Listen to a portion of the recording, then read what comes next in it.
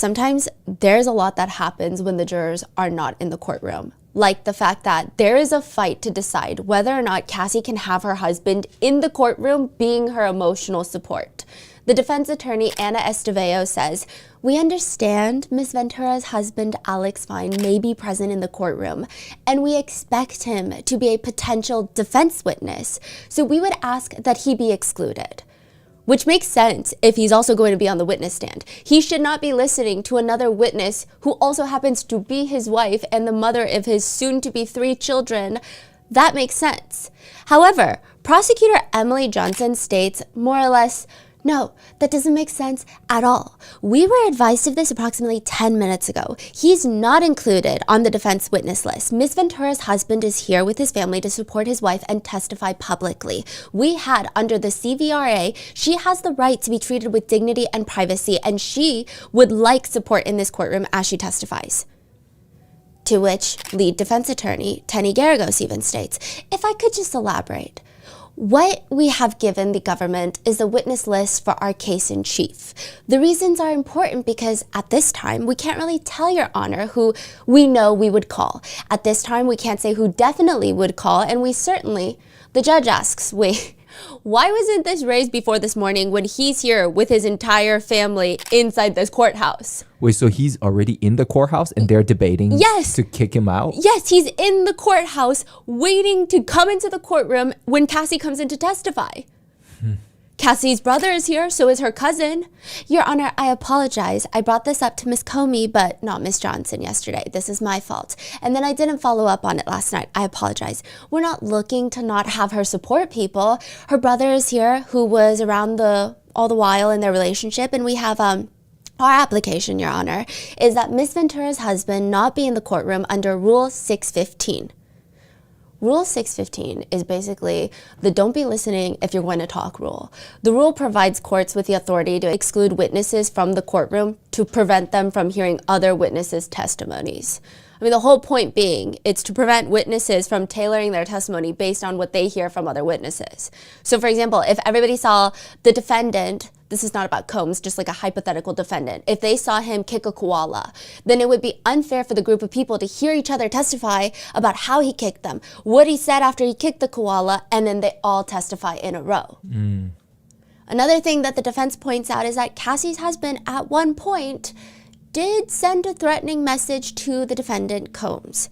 When Cassie and Combs were in the midst of their breakup, he sent, quote, "several very threatening text messages to our client saying that he would like to beat the F word out of his old," just several words that I will not repeat on the record. There are several threatening messages that my client received that we got in discovery from the government. And the reason we didn't put him on our witness list, of course, was because the witness list is for the defense's case in chief. But there are several potential witnesses that, depending on how the government's case comes in, we would have to put on in our case in chief, basically saying, depending on how the government handles this direct examination of Cassie Ventura, they might come in with forcing Alex Fine to testify. Okay. The government is so confused. They're arguing, I'm not really sure if at all he would be able to testify about an alleged rape that occurred between Mr. Combs and Ms. Ventura. But we're open to having that dialogue, and we would ask that Ms. Ventura be allowed to have her support. Her people, including her husband, here in this courtroom. She has various rights under the Crimes Victim Rights Act, and we would ask that he be allowed to be present. And this is happening the morning that Cassie's to testify. So she's in the courthouse, and they're arguing whether or not her husband be allowed in. The defense, they do something interesting though, because once Rule 16 is invoked, I mean, there's really nothing you can do about it. Once it's invoked, it's mandatory. You can't let him be in the courtroom. However, the defense, they come in swinging. They're like, no, we might call him on the defense witness list. He can't be in the courtroom. And then later they pull back a little bit and they state, we understand she would like her support people. If he wants to come into the courtroom today before we talk about the 2018 time period, we are fine with him remaining in the courtroom until then. We would just ask that he be excluded once we get into that time period. Eventually, it is agreed upon by the parties that Alex Fine, Cassie's husband, will only be removed for that particular part of Cassie's testimony.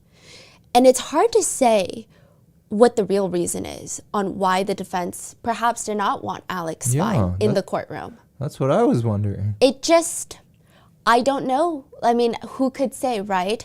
It could very much be that they're going to call him up as a witness, or it could also be the fact that from the moment that Alex Fine walks into that courtroom, because I was sitting behind him for most of the testimony days of Cassie, like directly behind him. Like you're literally looking right in front of him. If I lean my head forward because the pews are kind of smashed together, I would headbutt his back. Wow. The whole time when he walked in, he had his head held high, his chest out, and he stared a lot at Sean Combs and all of his family members. And let's just say, I personally would not want to be on the receiving end of that kind of stare. We would like to thank today's sponsors who have made it possible for Rotten Mango to support the Joyful Heart Foundation. They are working to transform society's response to SADV, CA, and support survivors healing with resources. This episode's partnerships have also made it possible to support Rotten Mango's growing team and also just us all being in New York and going to court every day. We'd also like to thank you guys for your continued support as we work on our mission to be worthy advocates. As always, full show notes are available at rottenmangopodcast.com. A few disclaimers before we get started. Regarding content, there are themes of DV, SA, and sex trafficking. Please watch with caution. This episode's going to be a lot heavier than the recent ones, so please take a break if you need to. Many of the quotes and the statements included have been shortened and or moved around and or condensed for brevity and clarity. However, this week's testimony was impossible to shrink into a standalone episode, so this is going to be a two-parter. In the first part, we're going to covering the direct and then one part covering the cross-examination. And it's going to be questioning of the same defense, but I think there has been a lot of talks about the direct and the cross, and I also feel like there's a lot of things that are not being talked about that were, I thought, key moments. Now, speaking of the legality of things, Sean Combs is presumed innocent until proven guilty beyond a reasonable doubt. This burden of proof is the responsibility of the prosecution, and all the crimes that he has been charged with are alleged until a verdict is reached. Any descriptions or observations regarding Mr. Combs, his legal team, the court, and or the public during the trial were personally noted by myself or my two other researchers who were present in the courtroom. They should not be used as definitive source to determine guilt or innocence or how you feel about someone.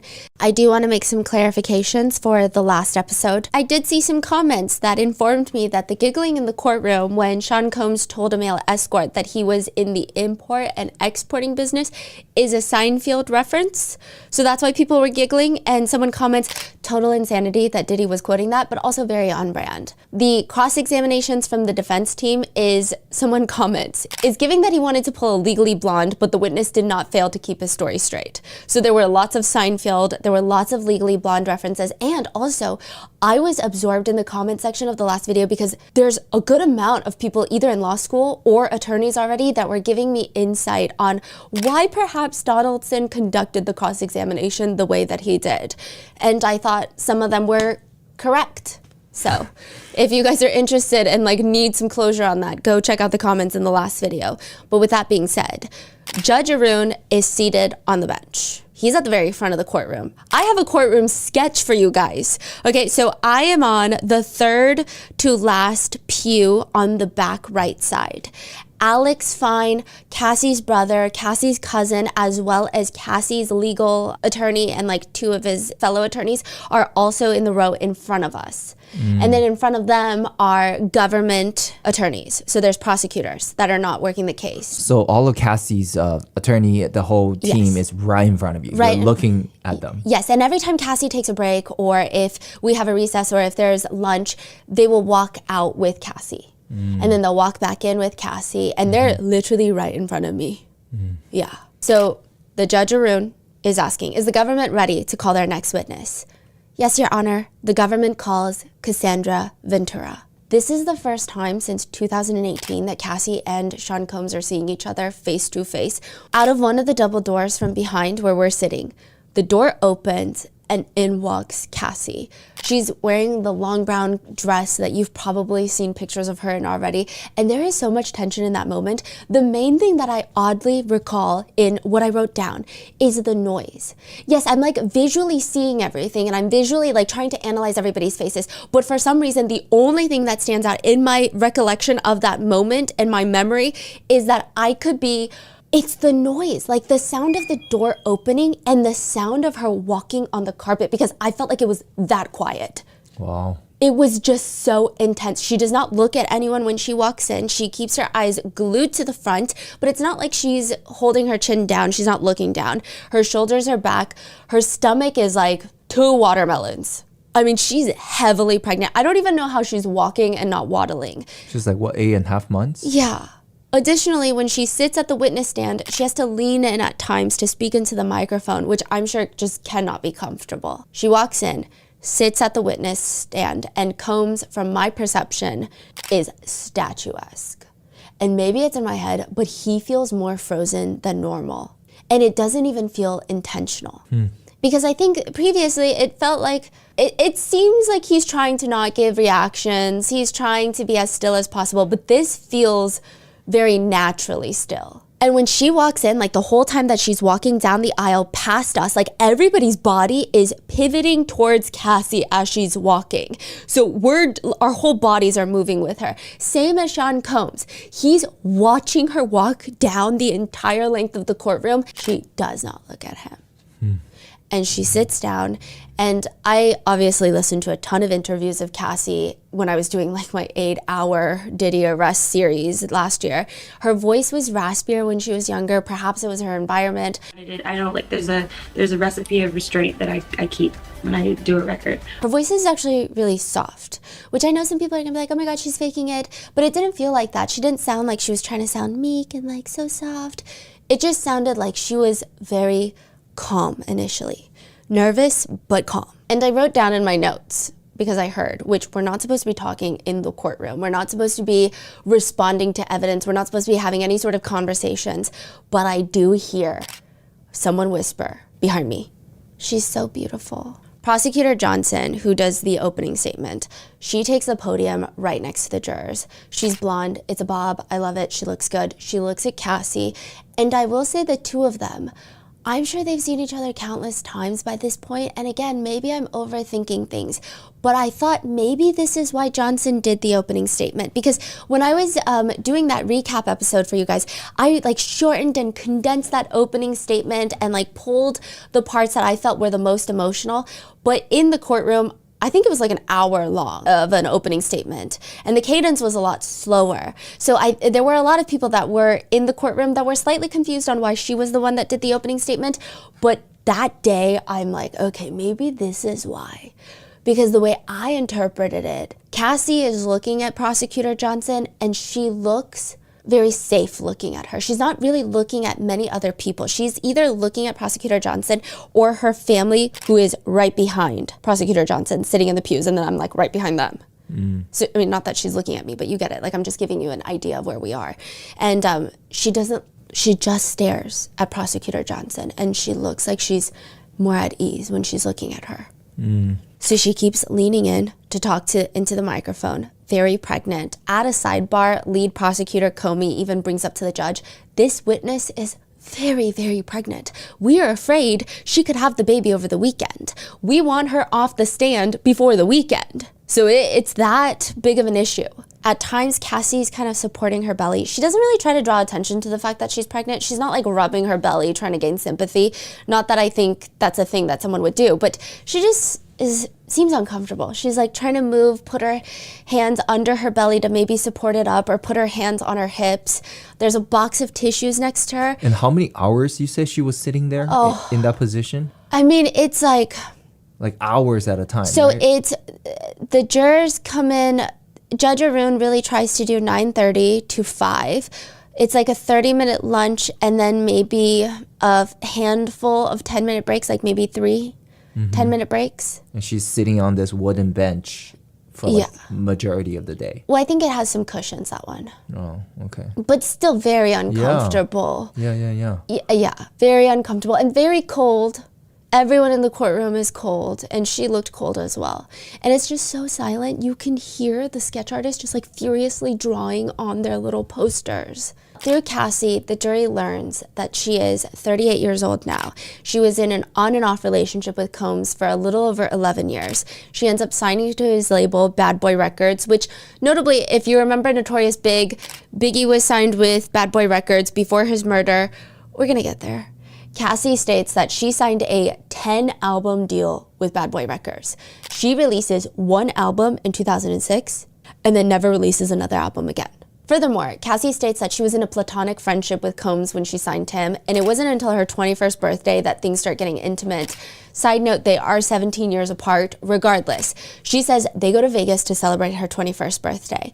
And that's when she's explaining, he kissed me in the bathroom of his actual suite pretty early in the morning. We had been up, all of us, pretty late. And that's kind of how she is for majority of her testimony. She looks very genuine in her thought, is the perception that I had. And obviously, I think I went in with biases, but she just, when she's asked a question, she looks like she's getting into that moment. She's like lost in that moment. It doesn't seem like she's stuttering of like, oh, I don't know, actually. It just seems like she's in that moment and just trying to say, yeah, that's what happened, basically. That was kind of her energy throughout. She says that she was really confused whilst Combs is just like scribbling down notes. So there's like a few different modes that Sean Combs took during Cassie's testimony. He's either very stoic, very statuesque, or there are moments where it feels like he's intensely staring at her. He could be staring at the evidence screen intensely. He could be staring at the judge intensely, but it did feel like he was staring at her intensely at certain points. Or he's like just scribbling notes because, I mean, they're preparing for their cross-examination. So everything she says right now is very important for the defense team. And I thought it was very interesting because Mark Agnifilo, the lead attorney, he's taken a lot of notes. But Sean Combs is taking a lot of notes. And I thought about it and I was like, you know, that makes sense because he doesn't strike me as the type of person that will let the lawyers just do their jobs. He strikes me as the type of person that is trying to be an equal part of the team, that is giving his input, that's giving his advice on the strategies. And Mark Agnifilo, he's also two modes throughout all of this. He's either like furiously writing on his legal pad or he's like leaned back in his chair like he's watching a movie. Like it's two modes. It's either like just passively viewing or just furiously taking notes. I think I was just really confused at the time. Again, young new artist, like just really didn't know the lay of the land when it came to things like that. So in my confusion, I just kind of cried and ran out. So she said that they kissed in the bathroom. She cries and she runs out because she's not used to any of this before. She doesn't even understand it. This is the executive, the owner of Bad Boy Records, the label that she's just signed with. She says, yeah, I mean, I was pretty naive, I would say. I think the part that made it a little more confusing, maybe, to add some context, is that Combs was in a public relationship with Kim Porter at the time, and Cassie was publicly dating a producer named Leslie. Cassie says she did not want to kiss Combs, not in that moment. But eventually they come back to New York and they start hanging out more. He was getting his apartment renovated, so she would meet him up at the hotel that he was staying at, which was, interestingly enough, the Trump Hotel in New York City, which there's always been conversations happening about the connection between Diddy and Trump. But Cassie says, even the first time she was invited to the Trump Hotel, she describes the feeling as, I mean, initially a bit nervous, and then just like being a young artist, excitement, of course, and okay, we're gonna talk about music or we're gonna talk about what's next. I think it's a lot of, in that time period that's just kind of hazy because it was a while ago, but just nervous and excitement. A while later, she elaborates on the hotel visits, and this is all the while, Combs, Agnifilo, scribbling in their notepads. I think it was nervous excitement. It also just made me feel sneaky. I didn't know. I was curious, but of course I ended up here and wanted to be like around him. So that was just kind of it. I was like, okay, I'm here. Leaving, it was just always confusing because I really didn't know what I felt. I felt like I didn't know what I knew, that I was making decisions for myself or not. I feel like I was just like, here I am. I don't know how to explain that. But through the hotel meetups of them just talking about these projects, they start developing a lot more comfortable relationship with each other. And then, quote, I remember being introduced to the idea of oral sex. It wasn't something that I really understood or did at that point, and he basically taught me how. So that's when the relationship starts turning intimate. Cassie says she becomes one of his girlfriends. And at the time, she didn't even know. It wasn't really confirmed per se, but they were always spending intimate time together. So she assumed that they're boyfriend and girlfriend, yes. But they never went public about it because, quote, it was always just a discussion of me being his artist and not wanting it to look bad. But I also know it was because of his family and his children and other things that were personal for him. He's also publicly linked with Kim Porter around this time. Kim Porter being one of the mothers of his children to 3 of his 7 children. Well, actually, technically 4 because of Quincy. Right. Yeah, okay. so that's interesting because Quincy is Kim Porter and Albie Shore's son that Diddy claims he's adopted. Albie Shore denies that he's not been adopted by Diddy. And then Christian King Combs, and then you've got the twins. So technically 4 of the 7. And they start showing pictures of Cassie and Sean just to establish their relationship. Miss Ventura, directing your attention to the screen in front of you, do you recognize who's depicted in that still image? Yes, that's me and Sean. They're establishing the relationship, and these are pictures that you can Google from them on red carpets. Like, there are some more private photos, but nothing alarming, nothing salacious, nothing mind-blowing, just pictures of them hanging out with friends. And this is when I noticed something very interesting. And I thought, okay, maybe I'm thinking too deep into it. My researcher right next to me is like, no, you're not, because she took the exact same notes, and we're not looking at each other's notes in the courtroom. We're not talking, we're not allowed to, right? But when we came out, it was interesting. So when there were pictures of just Cassie on the exhibit screen, which is to the right of Alex Fine. Mm-hmm. So we all Cassie is directly in front of Alex Fine. Mm-hmm. And then Diddy, you kind of have to pivot a little to the left, or your eyes can pivot, but your head can pivot. And then you can pivot to the right and you see this TV that shows the exhibits. Mm-hmm. When there were pictures of just Cassie and maybe like Cassie and a girlfriend of hers, it seems like he would look at the screen. He would look at the exhibit. When it was a picture of Cassie and Sean Combs on the screen, I did not see him pivot any of the times. He's just looking straight at his wife. He will not look at those pictures. And those pictures are not salacious. They're like red carpet pictures, right? He won't look at them. But then when there's pictures of abuse, he will look at them. And not only did we notice and perceive that he looks at the evidence of the pictures that show the abuse, like bruising, he will look at it, and then we saw him look and glare at Combs, the defendant, and the family. Yeah. So it's like when it was Cassie, he would look, and then he would look back at his wife. When it's Cassie and Diddy, he's just eyes fixated on his wife on the stand. And then when it's the abuse, he will look, and then he won't look at his wife. He will stare down the defendant and the family members. And this is like multiple days too. And what's crazy is they're looking back. Oh, really? They're making strong eye contact? At one point, and like at the risk of sounding super dramatic, Janice Combs is a very intense woman. She's very tiny. She's a short little lady, That's okay? Sean Combs' mom. Yes, this is Sean Combs' mom. She comes in like a lot of people. I did overhear hallway talk of her choice of wigs. She'll come in, big old sunglasses, like just kind of interesting outfits. And she's a tiny, tiny little lady, but she is terrifying in my opinion.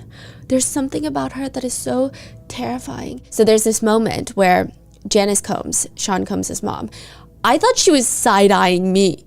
Not that I am anybody, but like just because I look over there, she's 2 rows ahead of us, but on the left side. So diagonally 2 rows. But for Alex Fine, she's only 1 row ahead, right? Yeah.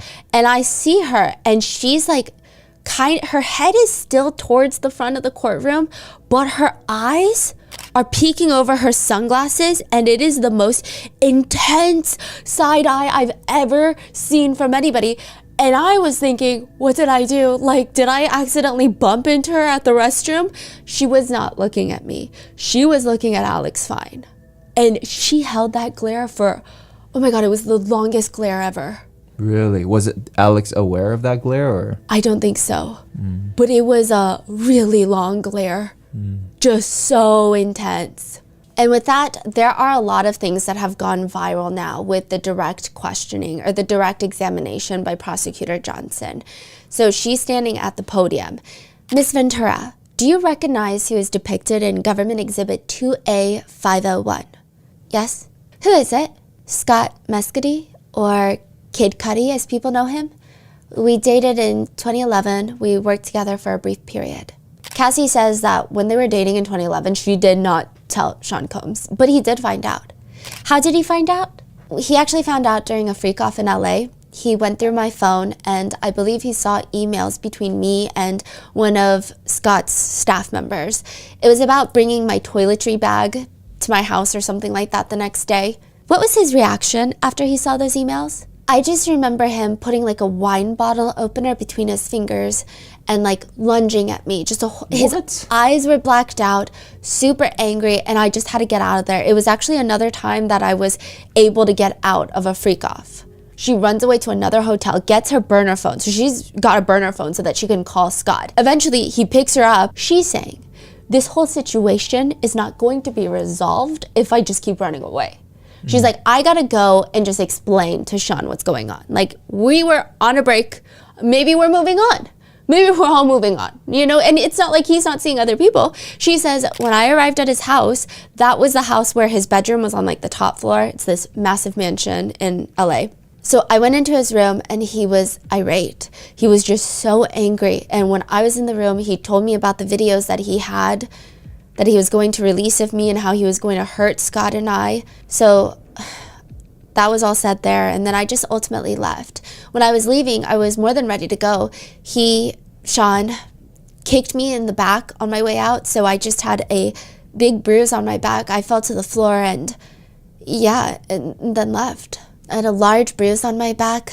The day is fuzzy, but I had bruises in other places on my body. I just remember that one significantly because he literally kicked me with the bottom of his foot in my back. When she goes back to the hotel room, it is trashed. She doesn't know, but it seems like allegedly that one of Sean Combs's guards, maybe himself, maybe one of his accomplices, I don't know, trashed the hotel room. She says it was just torn up. There was somebody peed all over the floor in the bathroom. My clothes were everywhere. All the furniture was turned upside down. Somebody pooped in the toilet and didn't flush it. It was just gross.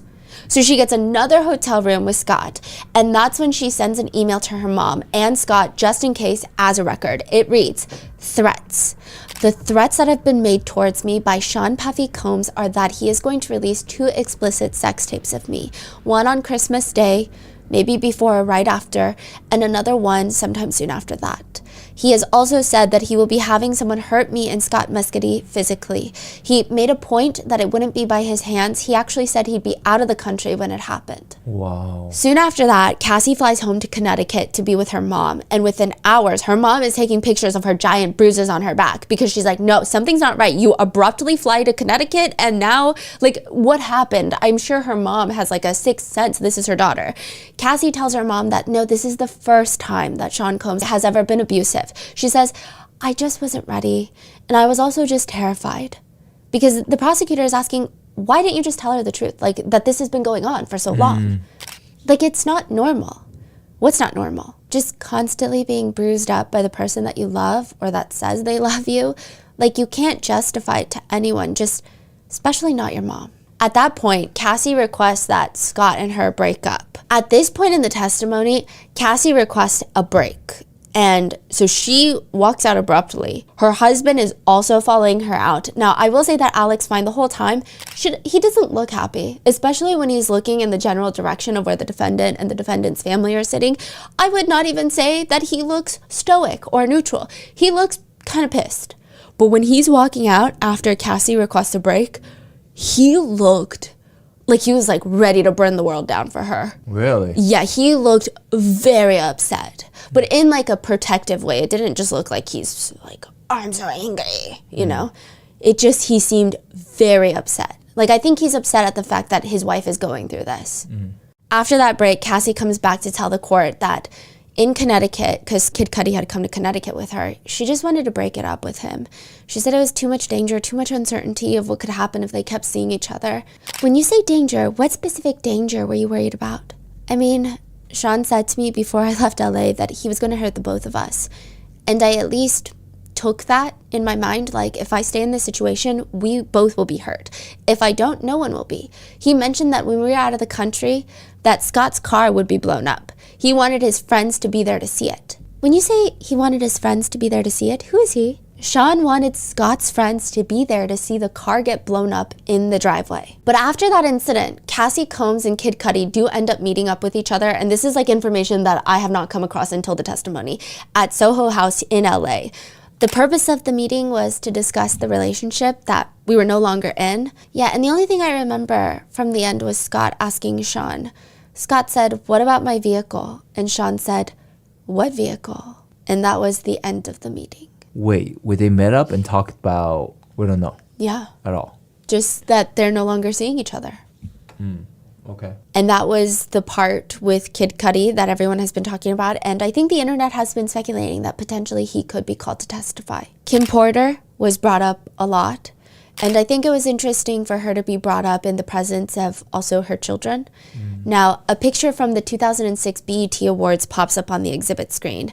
And it's Kim Porter, Combs, Cassie, and a woman named Sherry Dennis. They're all on the red carpet. Who is Kim Porter? Kim Porter was Sean's ex from Before Me and the mother of his children. So far, Kid Cudi, Kim Porter have come up, but there hasn't been much discussion that we didn't already know from like a few months ago about the two of them.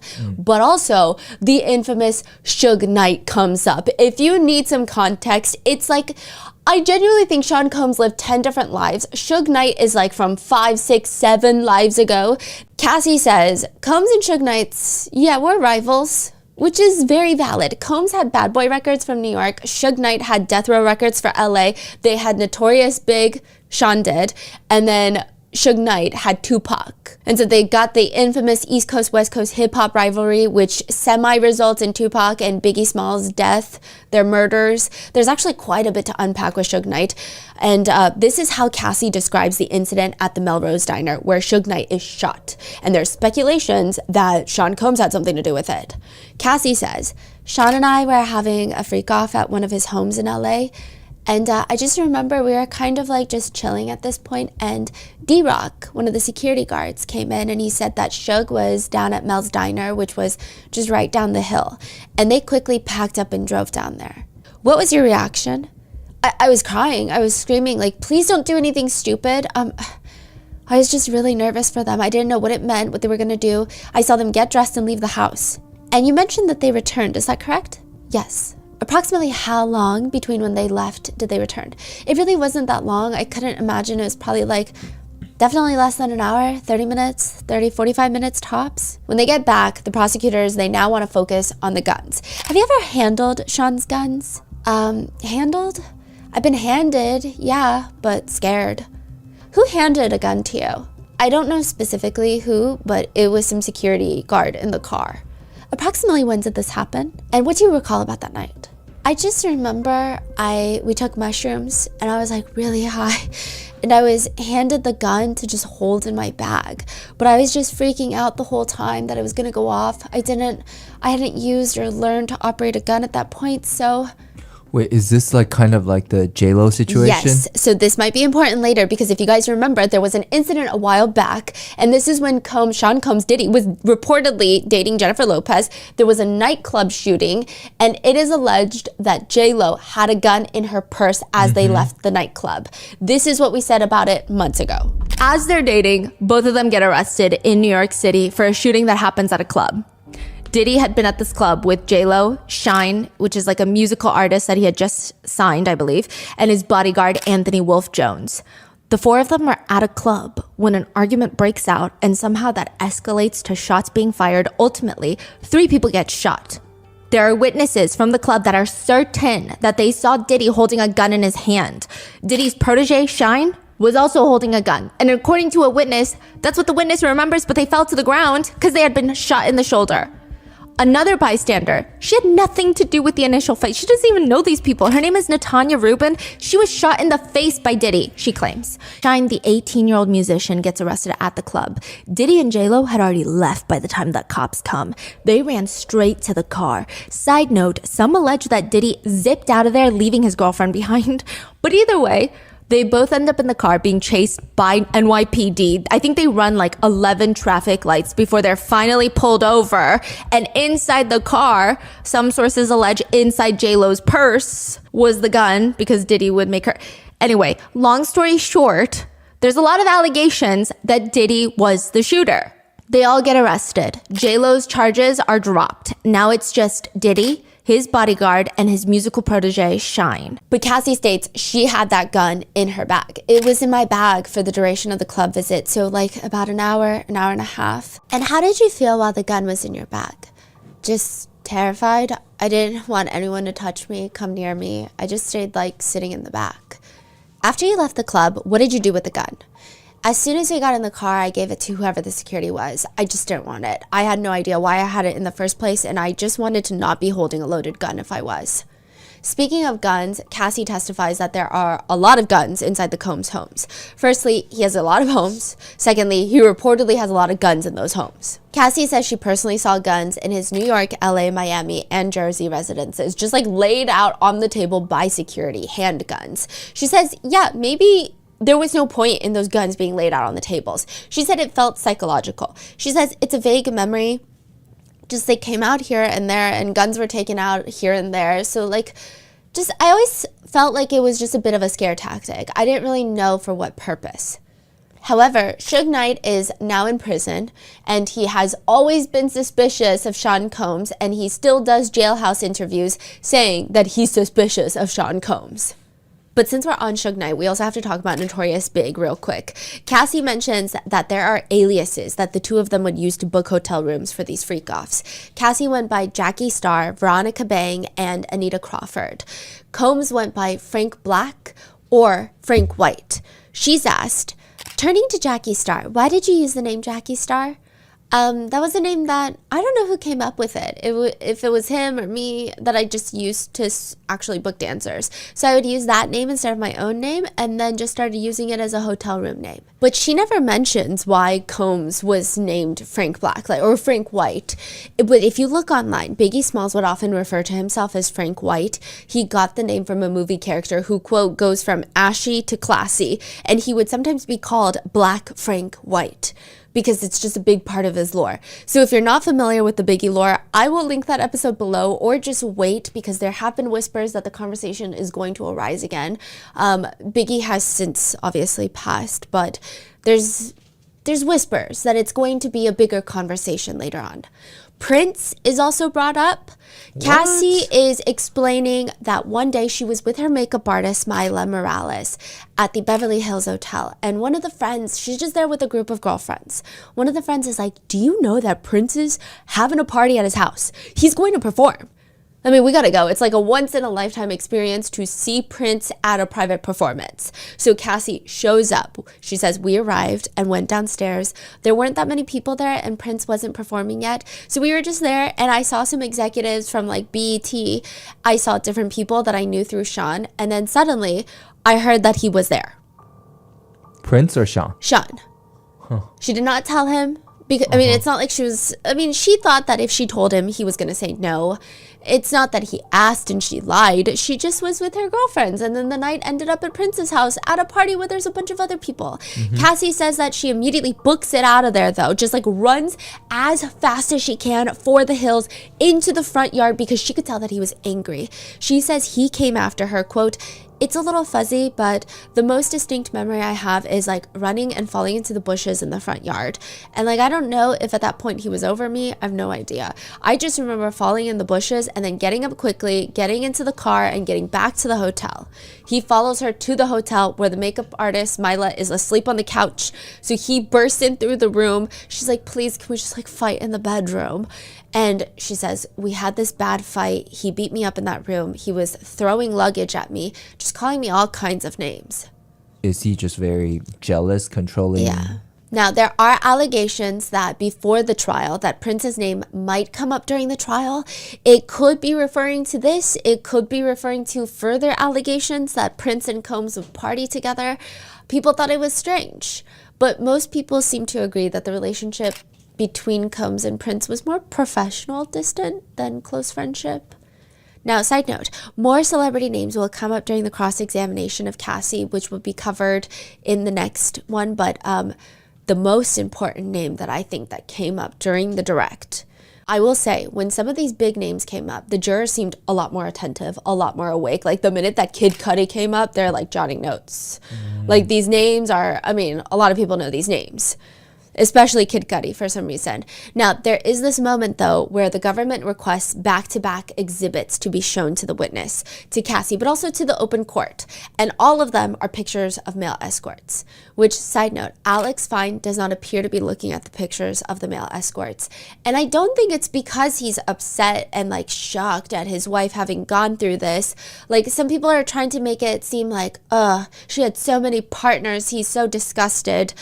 It just looked like they are at a different stage in their lives now. They have to come and testify, but they have a family, and he's just choosing not to look at the photos. Like, that's how I perceived it. Now, she's responding to the ones that she recognizes. She's like, this one is Islander. He was hired for freak-offs, and I think he was on the site Latin Men. Next exhibit, I knew this one as, I knew him as Tommy. Next exhibit, I don't really recall his name. Next exhibit, I knew him as Skylar. And this is Jake, this is Greg, and then another photo pops up, and the jurors have zero reaction. But the press, there's shuffling in the press. People are like writing in the press, like you just hear pens on journals. Miss Ventura, who do you know the individual depicted in Government Exhibit 2A624 to be? Jonathan? It's Jonathan Odie. Do you remember him? This is what we said about him a few months ago. They say the floors of the Trump National Doral Miami Hotel are impeccably clean, evidenced by footage of a man dressed in black inside the hotel that gets released. He's in this nearly empty area of the hotel, and he's pointing his gun behind him. And his wrist seems to be made out of jello while he's just shooting up in the air at the ground. He's sometimes shooting at the chandelier, sometimes at the ground itself. And the footage is interesting. He's just recklessly shooting his gun.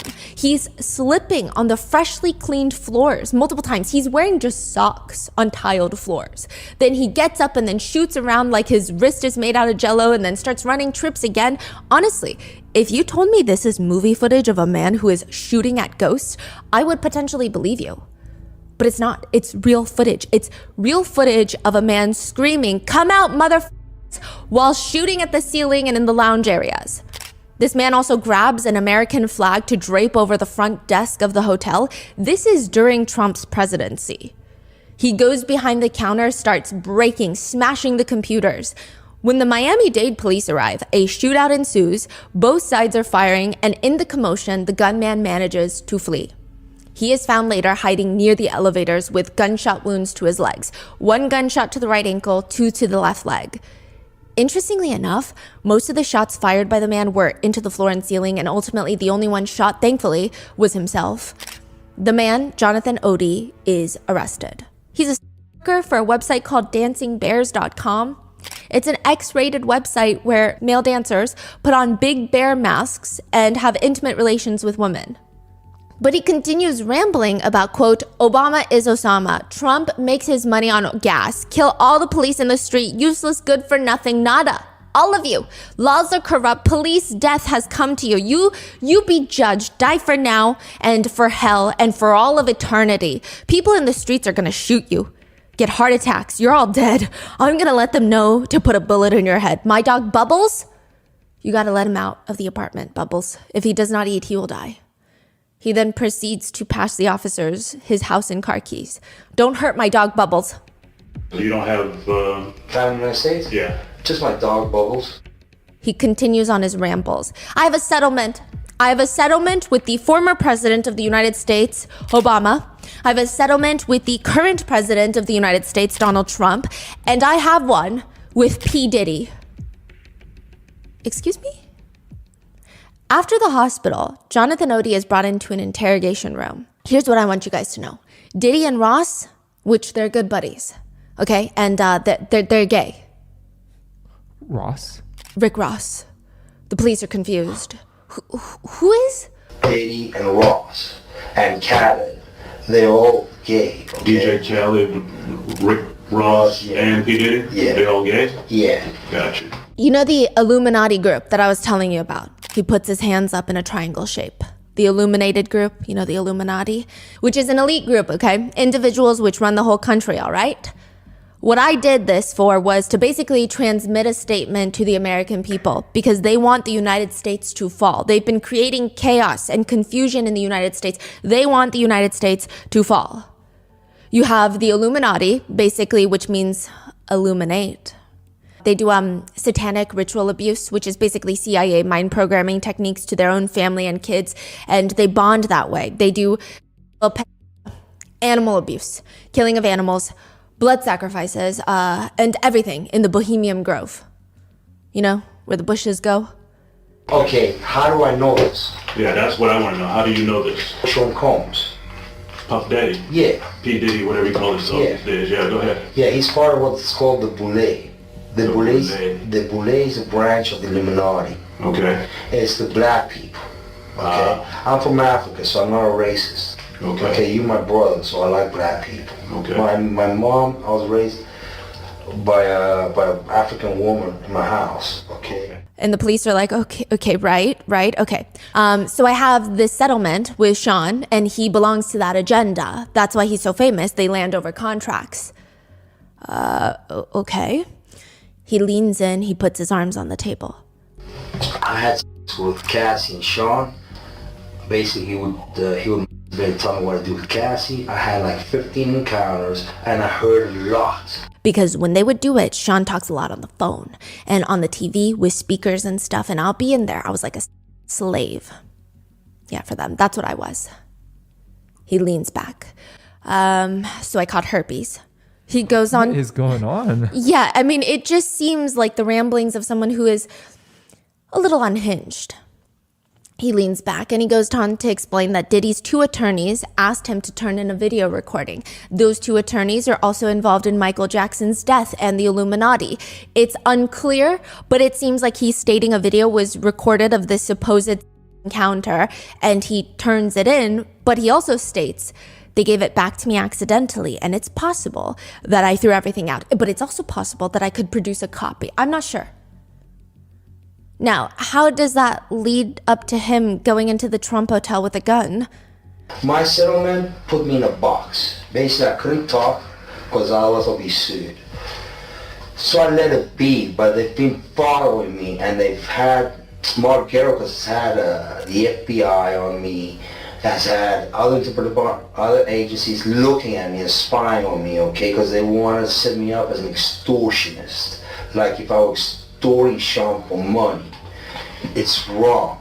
Basically what happened is the Ciroc agenda, you know, the Ciroc vodka agenda is to promote binge drinking and drugs. The hip hop agenda, that's why they had Tupac killed. Because when they killed him, they gained pain. That's when the record sales go up. That's how you become famous. That's how you do it, all right? Tupac is still alive. He's in Cuba. Basically what happens, it was in the hip hop agenda. What? He alleges, in more simplified terms, they move drugs all over the United States. They move drugs in private jets that don't get screened within the United States domestically. They move all that dope in the private jets. They move what's called high-grade powder MDMA. They move cocaine. They move liquid cocaine in their bottles, too. I've seen the liquid cocaine. I've drank it myself. Having sex with Diddy and Cassie. Okay, it's not good. He drinks it all the time. Alright, he calls it G-Juice, but it's liquid cocaine. Alright. Many state it sounds like an interrogation that one would watch to study for psychology class. And to be frank, there's many parts of the interrogation that sounds like the unhinged ramblings of someone who has lost touch with reality and has gotten swept up in every internet conspiracy possible. Perhaps he created a whole fantasy of 2 high-profile A-list celebrities, and in his mind, he truly knows them. He's met them. He's had these encounters with them, but it's all a fantasy, right? It doesn't change the fact that he committed this crazy crime, and it does appear that most of what he's saying are full-blown conspiracies, we hope. But the question is, what if there's even a little bit of truth to what he's saying? And now Cassie has just confirmed that they know each other. He recently did an interview with News Nation from a Miami jail, by the way. He says, I felt bad because I got along well with Cassie. I think she's a decent person, and unfortunately, I had a suspicion that she was in a situation that, you know, but I wasn't sure. And now understand what was going on in her life and what was happening. And beating her up in the hotel shows me the type of individual he is. Confirms that everything that happened to me was true and correct. He was saying like PI were following him. He was scared for his life. He says all this starts because he was making more money to perform sexual acts. He says, I got dressed like a police officer. Do you recall Witness 2? Yeah. I got dressed like a police officer and they stripped me down and then they offered me some money. They offered me some money to do some extra sexual stuff.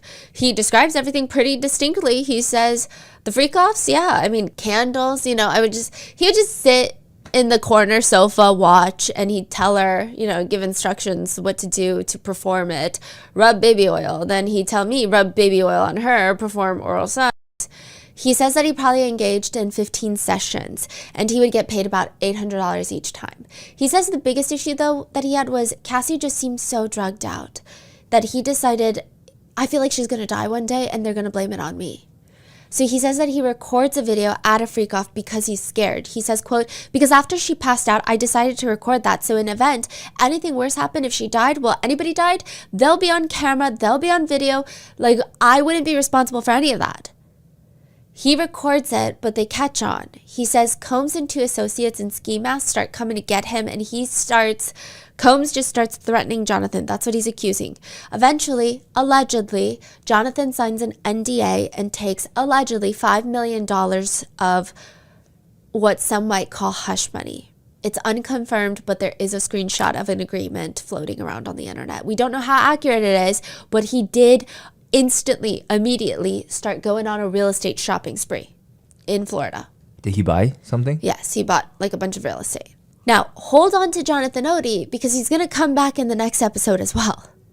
There were a few moments where they're pulling something from the evidence and Cassie would just kind of quietly shift in her chair. She just seems really uncomfortable on the chair. She's not trying to move or fidget too much, but anytime there's a moment where she's not being asked a question, she's like trying to readjust her belly, her positioning, and her shoulders will go up. And then she'll just kind of like lower them as if she's like releasing tension. And she reaches for tissues to wipe her tears. And again, this could be a very strong bias, but I was thinking about it and I'm like, I bet she's really lonely up there. Because it's not like you can just say, hey, can I have my husband sit next to me?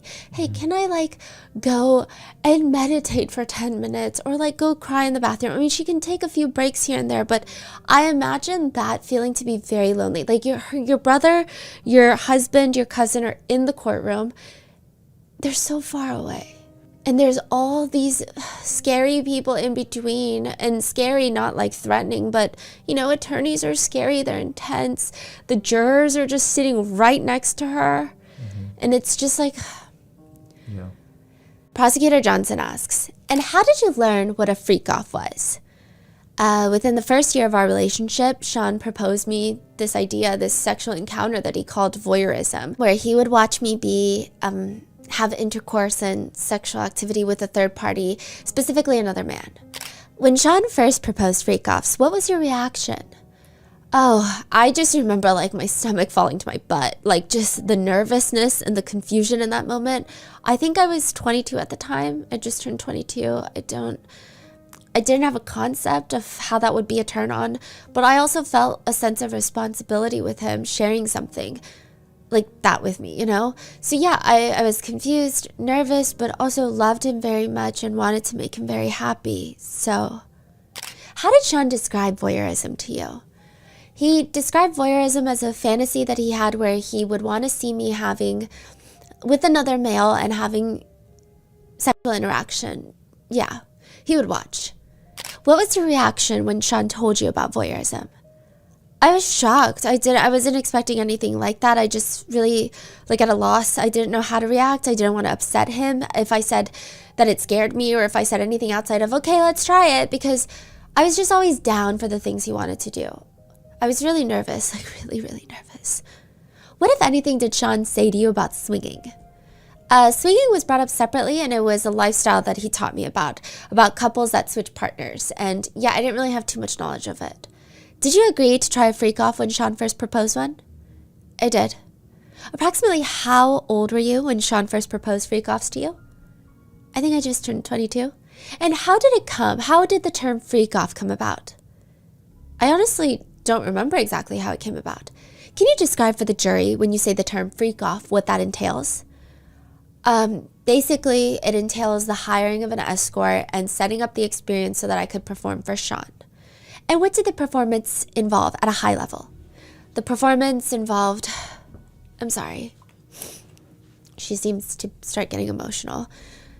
It just involved watching, Sean being able to watch me with the other person and direct us on what we were doing sexually. And when you say the other person, who are you referring to? The third party, the escort or dancer that would be hired? Cassie explains during the freak-offs, Combs would provide ecstasy and alcohol. What did you wear to the first freak-off? Specifically, I don't know exactly, but it was definitely an outfit from a sex store, Hustler, or something with some really high platform shoes, like dancing shoes. Always super see-through netting outfit. It varied, just like a sexy outfit from a store. What are some of the stores you would buy outfits at? In LA, there's a store called Pleasure Chest, Hustler on Sunset. Here in the city, there's just like little shops everywhere. She says that she would always wear those stripper dance shoes, just like extremely high heels, uncomfortable, but extremely high. She would wear them throughout the entire freak-off. Sometimes if there was a break, she would take them off, but mainly she would wear them throughout. Who decided what you would wear to the freak-offs? I would purchase outfits and show Sean and see what he liked the best. What, if anything, did you do to disguise your appearance? She states later that the very first time, Sean told her that they would be wearing masks, like a masquerade mask. And then later, sometimes she would wear glasses, sometimes she would wear wigs. What, if any, supplies were needed for freak-offs? Main supplies were baby oil, Astroglide as lubricants, and condoms. Who typically bought the supplies for the freak-offs? More often than not, it was the staff. Like, the room was usually stocked by the time we got there. If not, if it were like a last minute situation that I set up, I would get things, or sometimes Sean would bring them. Initially, what kind of lighting was used for freak-offs? Initially, it was candlelit, so various candles. What kind of candles were used? At the time, really strong smelling candles like Glade or Diptyque. Any just really strong smelling. Approximately how many candles were used? Approximately 6 to 10. They were placed so that Sean could see me and the escort in the candlelight. Later, she says that there was a distinct smell during freak-offs, so perhaps that's why they used the very strong candles. What does that mean? Lots of just mixing of scents of like baby body oils scents, and baby oil, but also later there's blood and urine and... Besides lighting, were there any other uses for candle wax? A couple of times where it was poured on the body, but it wasn't common. When you say poured on the body, whose body? My own or Sean's? And specifically, she even goes on to mention that the candles, if they were the Glade ones, they were the Angel Whispers scent. And she says, if anybody knows what that smells like, just like on 10. It was super pungent and mixed with oil and just all of the other scents. What other scents were there? I mean, it was warm. So he liked to keep it kind of warm in the hotel room during the freak-offs. So body odor, you know. Side note, I did see another interview previously of Cassie where she talks about being a germaphobe. Do I have any phobias? I'm a germaphobe. Don't shake my hand if you didn't wash yours.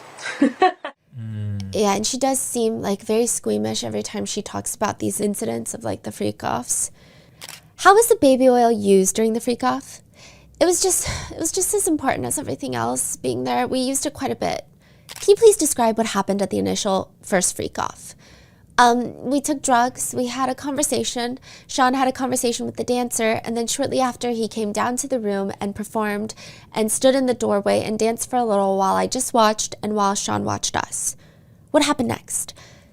It was just a gradual, I would say, every freak-off was like directed by Sean. Like he knew specifically where he wanted everyone to be, the lighting and such. So the first session, we just kind of ended up getting closer and closer, talking to each other, and then eventually had to put oil on each other.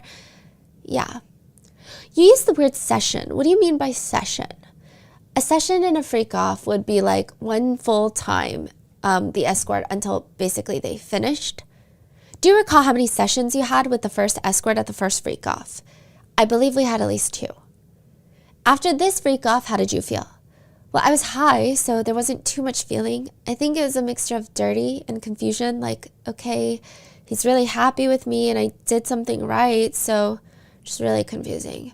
I didn't know that what was going to happen after that. I didn't know if we were going to be doing it more frequently because I was willing to. I didn't know. So what, if anything, did you tell Sean about how you felt about the first freak off? I honestly don't remember. She said within weeks he asked for another freak off, and she responded in like the same kind of mixture of like nervousness, what am I going to do? But also I can't say no is the feeling. She says, like, I've already done it, and I ultimately said yes. Why did you feel you couldn't say no? Just didn't want to make him upset. Yeah, I didn't want to make him upset. I didn't want him to make him angry and regret having told me about this experience that was so personal. His trust meant a lot to me at that point. How frequently did you have freak-offs with Sean after they started? After they started, it became almost weekly, I would say. Who was in charge of all the aspects of the freak-offs you mentioned? The hiring, the setup, etc. Eventually, it became a job for me, pretty much, to where I knew that it is something that he wanted to do. I had the contacts to set it up and get a hotel room and all of that. But in the beginning, Sean set it up. He was in charge. Where was the baby oil placed? We poured it all over our bodies. Had to be glistening. Which participants in the freak-off, if any, used the baby oil? Everyone? What temperature was the baby oil when it was poured on your body? It was always heated. Keep the cap on it and put it in the sink with hot water and let it warm up. Who wanted the baby oil to be heated? Sean? You mentioned that the baby oil was used because you had to be glistening. Who told you that you needed to be glistening? Sean, it was his preference. How frequently would baby oil be applied to be glistening? Like every 5 minutes. It was a lot. He would, if he felt like we were too dry, he would let us know. What would he say? He would say, you're too dry, you need to put on more oil, or you need to be glistening, you need to be shining. Why did you know what to do? It's a very choreographed experience. Who choreographed it? Sean. During the freak-offs, who applied baby oil to you? I applied it to myself, sometimes Sean, sometimes the escort. How did you usually apply baby oil? You just squirt it out of the bottle? Approximately how many bottles of baby oil would be used in a typical freak-off? A lot. I would say definitely somewhere close to 10. Now, side note, there were some evidence photos, and they were using, at least I'm assuming they were using the larger bottles. She does confirm it was the larger ones. 10 bottles is about like $80 per freak off, which I highly doubt Combs is worried about the price. But aside from that, that's a gallon of baby oil. 10 bottles is a gallon. I mean, if you were to use baby oil for typical baby care applications, parents would probably go through a gallon of baby oil in a year. Even a full body massage only requires 3 fluid ounces of oil per session. They're using 140 ounces, so that's like 46 full body massages. Even if you were to get a massage almost every week, you could last almost a year with that much baby oil. So it's basically a gallon dumped in the middle of the room. Yeah, a hotel room. Yeah, and how do you even clean baby oil? It doesn't even make sense. Yeah. Now, obviously, this doesn't cover the people who use it for professional settings or for extenuating circumstances. Typically, athletes will use a lot of baby oil, but this is still an abnormally large amount of consumption of baby oil. But wouldn't that mean like all of these hotels kind of know about this then? Because there were some tweets circulating of employees at hotels that were like, hey, so Diddy just stayed at the hotel that I work at, and I'm telling you he's nasty. And like people didn't really put 2 and 2 together because it's like, what does that even mean? And like you kind of assume that celebrities have wilder sex lives, quote unquote. Just to remind you though, authorities said that they seized 1,000 bottles of baby oil during the raid on his homes. Like thousands of bottles, which is exponentially more money, but aside from the cost once more, it is an insane quality. To which even before the trial, Agnifilo said he probably bought it in bulk, like a lot of Americans do at the local Costco.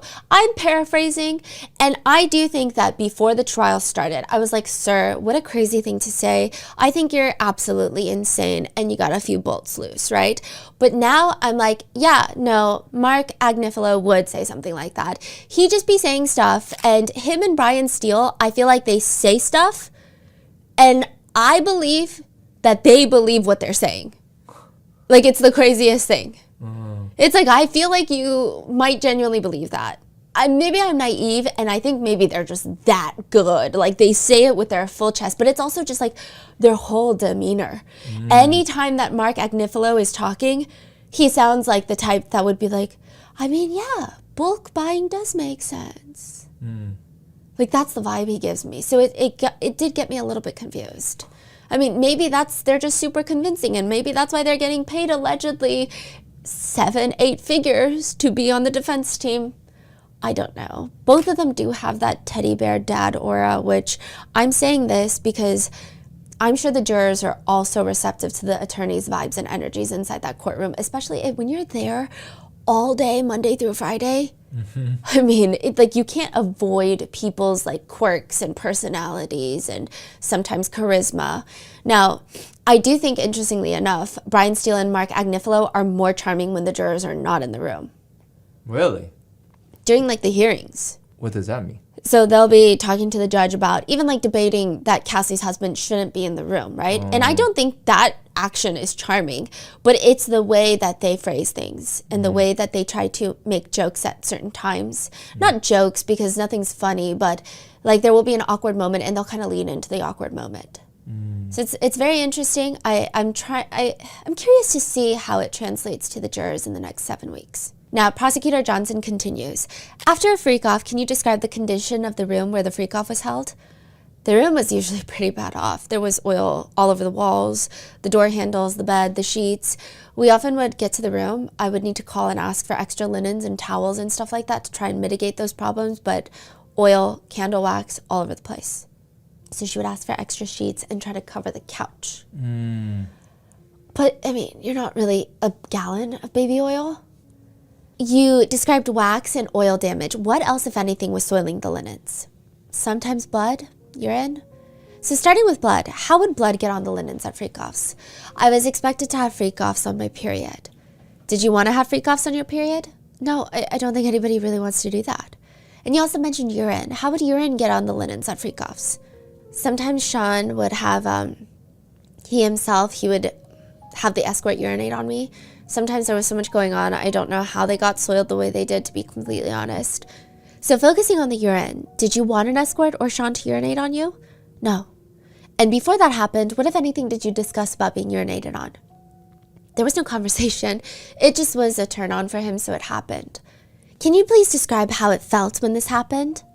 I mean, just as humiliating if anybody were there to see it. It was disgusting. It was too much. It was overwhelming. I choked. There couldn't have been anything on my face that was reading that I wanted to be doing that. I was kind of just laid on the floor in a position that I couldn't easily get out of. So were you able to tell the escort to stop? I just kind of put my hands up, and eventually Sean saw and he told them to stop. Why did you put your hands up? Nothing I could really do laying on the floor. You mentioned choking. Why were you choking? Too much urine in my mouth? And besides the escort urinating on you, who else, if anyone, did that? Sean? Did you want Sean to urinate on you? I don't want anyone to urinate on me, no. And when in relation to the escort urinating on you, did Sean urinate on you? The same time. Were there freak-offs where you ran out of baby oil? Defense attorney Esteveo leans into the microphone on the table. Objection, Your Honor, at this point, it's getting a little cumulative. AKA, it's a lot of repeating evidence that adds little information beyond what's already being established. They're saying, we're just doing too much baby oil questions. Basically, you can't keep repeating stuff to try and overemphasize a point if you're not adding any more information or substance to the case. Or it's like if you have multiple expert witnesses that are all testifying the same thing over and over again, then you don't need that many multiple expert witnesses. The judge tells Prosecutor Johnson, let's wrap this up and move on. You also mentioned Astroglide. How was that used at freak-offs? Esteveo leans in. Same objection, irrelevant. Prosecutor Johnson this time is not having it. Your Honor, it's a supply. The judge calls for a sidebar. So in court, when there's a sidebar, the bailiff will actually come to the middle of the courtroom and he will be watching everyone. No one's allowed to talk because technically the judge is still on the bench, right? And you see the defense attorneys, you see the prosecutors, and you see the judge literally do a huddle on the side of the courtroom and they just play white noise. But then when you get the transcripts, you can actually see what was talked about unless it's a sealed sidebar. So I always find a very interesting thing because when it's a sidebar, it's wait, why did they call a sidebar? Now I'm so curious. And then later you find out. Now, at this moment in the sidebar, the judge is asking Prosecutor Johnson, Ms. Johnson, maybe you can help us with where we're going right now. I think the objection is grounded in lack of relevance and also the cumulative nature of the questioning. Am I right about that? Esteveo says, that's right. The judge says, maybe if you can give us some guidance as to where you're going next, that would be helpful. Yes, Your Honor, we are going through the various supplies that were used because those are supplies that were demanded by the defendant, that were at every freak-off, that were consistent, which showed a pattern, which showed how he controlled the events that happened at these freak-offs. I will not ask any more oil questions. I have one question on lubricant, but I'm going to march through with different supplies that were present. That's fine. The judge is like, that's fine. I understood the objection to be mainly on the cumulative nature on this. I think we had about 20 questions on baby oil issues, and I think we can condense that a little bit and you'll avoid the objection. Is that fair? How long was this baby oil talk? Was it like an hour, 2 hours? Was it like, did it feel like it was extended that? I didn't, and maybe because the baby oil was a very big lore, and maybe it's not the most factual evidence against the charges that he's being charged with. I thought the jurors were engaged. Oh, you thought the jurors were engaged? Yeah, I thought that it was, I don't know if it's like importance to the case or maybe it's, you know, shocking information. Got it. But it didn't feel overly like, oh my God, let's move on. There were other times where I was like, oh my goodness, like we don't need to know the past 10 residences in which she lived unless you're going to like tie it into something, which I felt like sometimes it was and a lot of the times it wasn't. But this was not one of those situations where I was like, wait, what's happening? Yeah. But to which Mark Agnifilo, lead defense counsel, says, I was going to say slippery slope, but I'm not going to say it. So he's making a joke. Yeah, and that's how they end the sidebar, which is like gnarly because to end the sidebar with a baby oil joke, what is happening right now, which if you're like, are you sure that was a lot of questions on the baby oil? There were a lot of questions on the baby oil. I will give you that, okay? So there were more throughout the entire direct. Were there other ways of applying baby oil at a freak-off? There was one time where I think I got to a hotel in Beverly Hills and there was a pool, like a blow-up pool, and it was filled with lube and oil, so that was a different way. When there was a blow-up pool that was filled with lube and oil, what did you do with the pool? I don't know what happened to the pool, honestly. Well, when there was that pool and oil, did you get into that pool? I did with my outfit, my shoes. It was quite dangerous. Who, if anyone, asked you to get into the pool? Sean, it was his idea. Did you want to get into a pool of baby oil? No, especially not in a hotel room like that. It was such a mess. It was like, what are we doing? Yeah. Why did you get into the pool with baby oil? At that point, I couldn't say no. It would have been bad. Yeah. Yeah. When you say bad, what do you mean? What concerns did you have about not getting into the pool with baby oil? That, amongst other things, just his temper. If that is something that he wanted, Sean wanted to happen, that's what's going to happen. There wasn't any other way around it. And now with the Astroglide and baby oil, Cassie explains that if they ran out of it, what would happen when you ran out of it? We would either call somebody, staff, to bring it or ask the bell desk and give them a tip. When you say staff, what staff are you talking about? Sean's staff. Which members of Sean's staff would resupply the hotel rooms? Assistants, usually? Before leaving the hotel, what, if anything, did you do to clean up the linens you described? I mean, there wasn't really too much you could do, but just give a good tip and hope that they would help out. I would just try to clean up what I could. Usually like an assistant or staff or somebody would come, I believe, after. She says that, in fact, sometimes they would get so many charges for the damage in the room, which completely understandable that the hotels would do that. She says that she heard through conversations with some of Combs' staff members, and she doesn't remember the exact number, but there have been numbers circulating, tens of thousands of dollars. Yeah, because I imagine they have to like rip up the carpet, replace things. The furniture and the walls. Yeah. I remember specifically hearing like a number that was crazy. It was having to redecorate the room. It was like a really high number to fix it. That's so interesting. Like even with that, he still chooses to go to hotels. Yeah. In a public, not public, but like rather than his residence. Because I guess they're bringing escorts. Right. Are you aware which hotel charged that really high number? The Intercontinental Hotel in New York. Which, side note, Cassie says once the freak-offs became her job, Combs would just tell her what to do, and pretty quickly, over time, she says, I knew that it wasn't something that I wanted to be doing, especially as regularly as it became, but again, I was just in love and I wanted to make him happy. And I didn't really know what no could turn into. What do you mean by that? making him angry, very honestly, also making him uncomfortable that I knew this thing and that I no longer wanted to do it. Ultimately, at that point, Sean controlled a lot of my life, whether it was my career, the way I dressed, like everything. And I just didn't feel like I had much say in it at that time, being like super, really young, naive, total people pleaser. I didn't know if he would be upset enough to be violent or if he would write me off and just not want to be with me at all.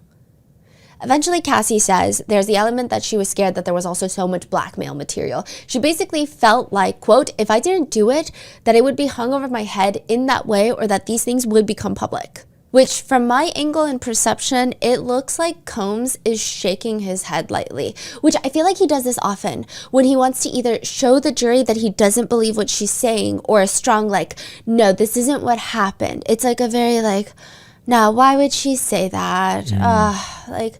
No, I disagree. This is crazy that she's saying that. He doesn't do that when it's discussing violence or even parts of the freak-offs itself. That's what's very interesting. It's always like moments like this. Blackmail. Yeah, and then there was another point which it's like the same, slightly similar questions, so I didn't include it because the direct examination was over the span of 2 days. It's over 10 hours.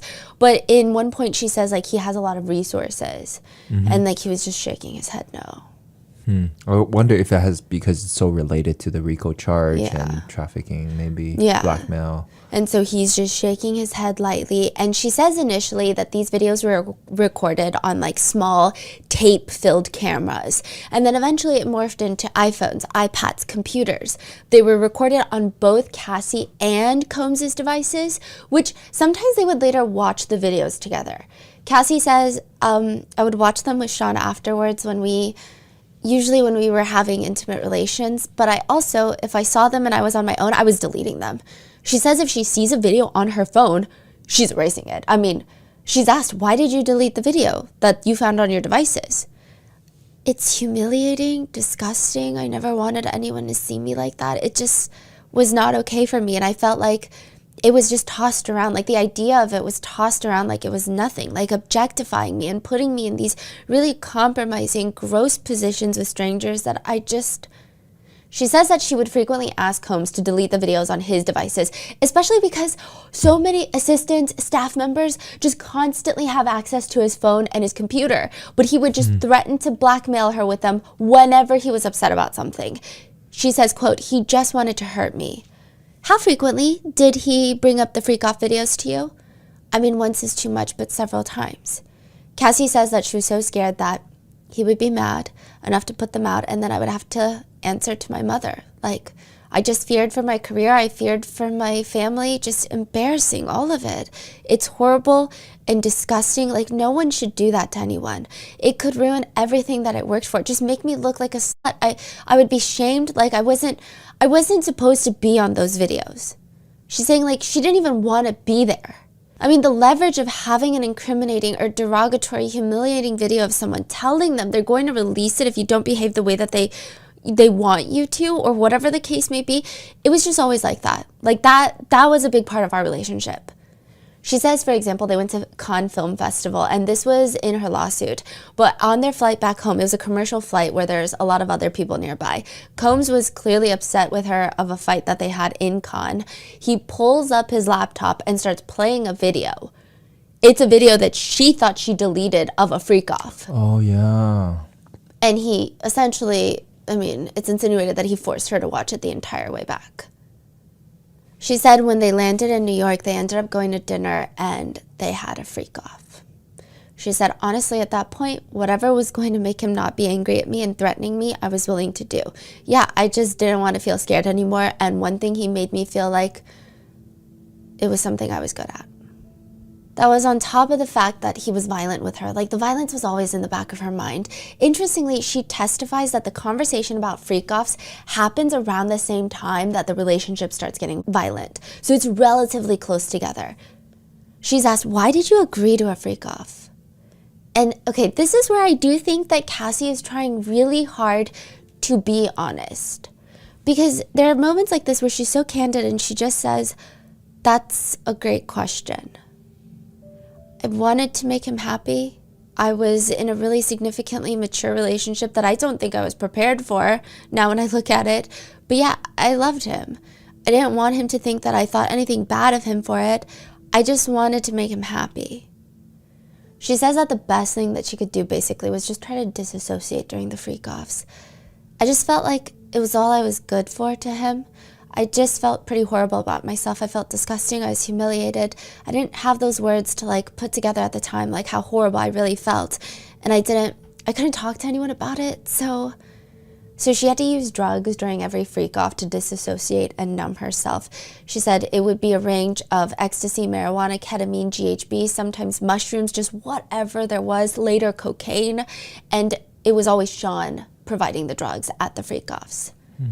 And Prosecutor Johnson brings it back to the urination because I think there were maybe some things that were a little bit confusing about it. And she's asking, like, why didn't you say anything when you didn't want to be urinated on?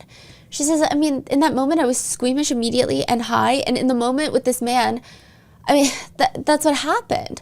That's not a whole lot of control you have at that point of taking that many drugs and being laid on the floor with two men standing over you, peeing on you. Could have gotten up and screamed, I guess. Why didn't you say no when that happened? I thought that it was obvious that I didn't want to do it, I guess. She's asked, how much time out of your week did freak-offs take? It would depend on how long they were. They ranged anywhere between 36, 48 to 72 hours. I feel like the longest one was over 4 days, maybe even more, like on and off with breaks. So it was a significant part of the week. 36 being the lowest? Yeah, and this was happening once a week. She says that the average freak-off would last 2 to 3 days, and she would be awake the full time that it's happening on drugs. The longest one that she remembers was 4 days. She says, quote, I often would try to speed it up if anyone wasn't really paying attention. So to further break down the freak-offs, Cassie explains, there's like acts to it. And each one of them is sessions. So each time that an escort ejaculates is a session. But there's multiple sessions throughout the span of 36 to 72 hours. But there's acts within the sessions. So the first act of the session would be self-pleasuring while looking at each other. This is what she's saying. When you say looking at each other, who would you be looking at? I would be looking at the escort and they would be looking at me. I would describe what I saw in detail, and yeah, that's kind of how the beginning went. Why would you describe what you saw in detail?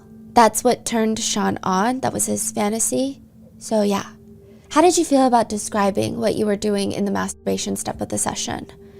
I mean, it was just always pretty awkward. I'm a pretty laid-back person, so like sitting there and describing somebody's penis to another male was just awkward and pretty humiliating, but eventually it just became normal. Did you want to be describing what you were doing intimately? No, I did not. What was the next step in the session? Self-pleasure was just continued to put oil on, eventually get to each other, the escort and I, and actually start touching each other. That would eventually lead to oral activities. When you move to touching the escort, how would you know when to move from self-pleasuring to touching the escort? More often than not, I would ask if it's okay for me to. She would ask Sean. It was his fantasy. He was controlling the whole situation. He was directing it. He was doing the lighting. He was telling us where to be, what to say, how to act in the room. I would just try to speed the process along. It was, personally, if I get it done, then it's over, and then we move on to the next thing, and I just wanted it to be over. And after the oral intimacy, what typically was the next step? That would lead to intercourse, and depending on the familiarity with the escort, sometimes Sean and the escort would both have intimate relations with me or doing something at the same time. Sometimes Sean would just watch. When you say that he would be doing something with you at the same time, what is that something? If I was having intercourse with an escort, he would walk up and have me give him oral activities. It was just like a lot happening at once. Cassie, also in a now viral moment, is asked about when the escorts would finish.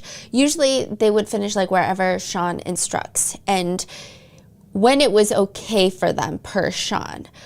But if they did, they would usually do it on her, and then her and Sean would go into the next room. So usually they get hotel suites. So I'm assuming all of this is happening in the living room because they're covering the couch with the linen. They would go into the bedroom inside the hotel suite. And this is the now viral moment where she says, Sean and I would go into the next room and he would want me to put the fluid on his body. Sean was usually right there directing it where it could be. So she states they go in there and she would transfer the substance from her body to, quote, usually on his chest, on his nipples. She says that if the escorts would finish before they were told, they would get paid less. And she's also asked, when you say you wanted it to be over, what are you referring to? The freak-off session? I mean, more often than not, I would just want to be able to go to the other room where I could just spend time alone with Sean. When you say get to the other room where you could spend time alone, who was in the room where you were spending time alone? Just me and Sean. And the individual stages that you described, how long typically did each of those stages last? Felt like forever. One thing could be hours, honestly, depending on how high we were, yeah. How would Sean react when you try to speed up the process? He would tell me to slow it down or tell both me and the escort to slow it down. I could often, if I left the room to use the bathroom, I could hear Sean telling the escort to slow it all down because I usually just wanted to hurry. Besides asking you to slow it down, were there occasions where you had to start a stage over if you moved too quickly? Yeah, we would go back to square one. Approximately how many sessions would you have with one escort during a freak-off? I would say at least 2 or 3, but a freak-off could be 3 to 4 different men. And when more than one escort was present, how did the intimacy proceed? Just it was very porn, explicit materials. It was just I was an object being heavily objectified by men in that scenario, just having to be the only female in the room, with all the sexual stuff. It just having to entertain one more person, make sure one more person is satisfied. Yeah. During these sessions, where was Sean physically relative to you and the escort? If he wasn't involved, he would just be outside the room, kind of covered up, not seeing. You could just hear his voice or in the corner. If he was involved, he would be right next to us. If Sean was in the corner of the room, what was he generally doing there? He was generally self-pleasuring and just talking. What kinds of things did he say? He would just ask me how the other party's private part felt, what it looked like, how it felt. Oh, this is so awkward. She says that. Sometimes if he wasn't in the room, he would quote, there was a couple of occasions where he said he wanted to watch from a different room where he would set up my phone and his phone would be on FaceTime so he could watch while he wasn't present in the actual room. So I was still expected to do the same thing even though he wasn't there. She says that if he actually left though and they weren't on FaceTime, everything would stop. She's I don't want to do this. Get off of me, basically. So it's clear it's a performance for him. Yeah. It's not something that continues if she's oh, if he's not watching, no. I don't want to be doing this. She also is stating, I've never reached out to any of these escorts without Sean and his guidance, basically. I've never tried to form relationships with them. I've never tried to meet them alone. Nothing. Also, there was another issue. During freak-offs, what difficulty, if any, did escorts have in getting or maintaining stimulated down there? It was actually pretty frequent with people that we didn't know well. Yeah, and they would express it it's every time Sean would talk, it would just throw them off. Or if he moved a candle or, it's distracting, I guess. What did Sean do when escorts were having trouble with maintaining stimulation down there? He would give them a pep talk. A pep talk? What does that mean? You got this? Yeah. Were there any occasions where Sean offered the escorts drugs like Viagra? Yes. She also states that he pressured her to take it and it made her feel, quote, sensitive and engorged. She states that she did not want to take it. And there was just a lot of things that she really hated doing that she was mentioning, especially kissing. So witness 2 said the same thing. She said, I was really against kissing. I just felt like it was too intimate, but it still happened anyway. She told Sean, she says that it made her squeamish and he would still request it on different occasions. The only part of the freak-offs that she enjoyed are the times that she could spend with him. And I think that this is where the direct examination keeps bringing in text messages to show there are times where she initiates a freak-off, and she's trying to explain, the only reason I initiated a freak-off is so that I could spend time with him alone. Yeah. It was the only way that he would spend time with me alone. She says, as sad as it was, I thought it was the only time I could get. She said, I definitely brought up not wanting to do freak-offs, but gently because I didn't want to make him upset or angry with me for even sharing it, but I just treaded lightly when I would bring it up. Sometimes I would email him about it I didn't want to. I just didn't want anything to happen. When you say you didn't want anything bad to happen, what do you mean by that? violent, but also him just being like, okay, well, I'll just find somebody else to do it with. Like, you know, when you really care about somebody and you're in love with them, you don't want to disappoint them. So she keeps bringing this up throughout like the 10 hours. She just keeps saying she never wanted him to feel embarrassed or like made fun of or insecure about his fantasies. Yeah, yeah. Which is interesting because witness 2 also testified he didn't like being looked in the eye. So it seems like, I don't know, there's like a lot of people have been psychoanalyzing some of the stuff. I don't think I'm qualified, but I will say it's probably very complicated. Some people are even speculating if there were any sort of childhood incidents that would have led to this. I've seen a lot of that online. I truly don't know. I don't know if any of that is going to be revealed during the next 7 weeks, but it is very interesting, I would say. As a result of freak-offs, what, if any, medical issues did you experience? I had a lot of stomach issues and like gastrointestinal issues from taking drugs. I also would get frequent UTIs, which are, I mean, if you had one, you know how painful it is. Just stopping you there, Miss Ventura, what does UTI stand for? Urinary tract infection. So how frequently did you get these UTIs? When we were having frequent freak-offs, it was sometimes like they were back to back. Sometimes I couldn't get rid of it, and I was actually doing the freak-off with an infection. She says it was very painful. It varied. I tried to flush it out, just drink tons of water, cranberry juice, cranberry pills. I got to the point where Cipro, I think it's like an antibacterial medicine that you take for UTIs. It didn't even work anymore. Yeah, it was just like a mess, like really painful for a long time. I actually can't believe that I actually dealt with that. How did you feel to have sex while you had a UTI? I mean, horrible. It's the most uncomfortable burning. I wouldn't advise it. There's text messages entered into evidence where Combs is asking Cassie about her vocals, and she says, they're good. I have all these sores on my tongue, so it's kind of uncomfortable, and I think I have another UTI. How's your day? Cassie explains her text to the jury. She says, occasionally I would get sores on my tongue from the freak-offs, the taking drugs, substances, and just friction in my mouth. What was the friction in your mouth from? From oral activities, also having my mouth on things where there was oil and Astroglide and lubricants. How did the mouth sores you would get feel? Just stinging and uncomfortable. Combs texts Cassie back. I'm good. Shit. Need you to go to the doc. How's Cassie's like energy or demeanor during this whole or most of this? I don't know how she did it. I mean, I saw my sister when she was pregnant twice. The amount of just emotional turmoil she was in on a daily basis, because it's just science. Like, that's how the brain chemistry and like all these chemicals work inside the body, the hormones. I don't know how she did it. Her voice was steady. She didn't sound like she's overly trying to get sympathy.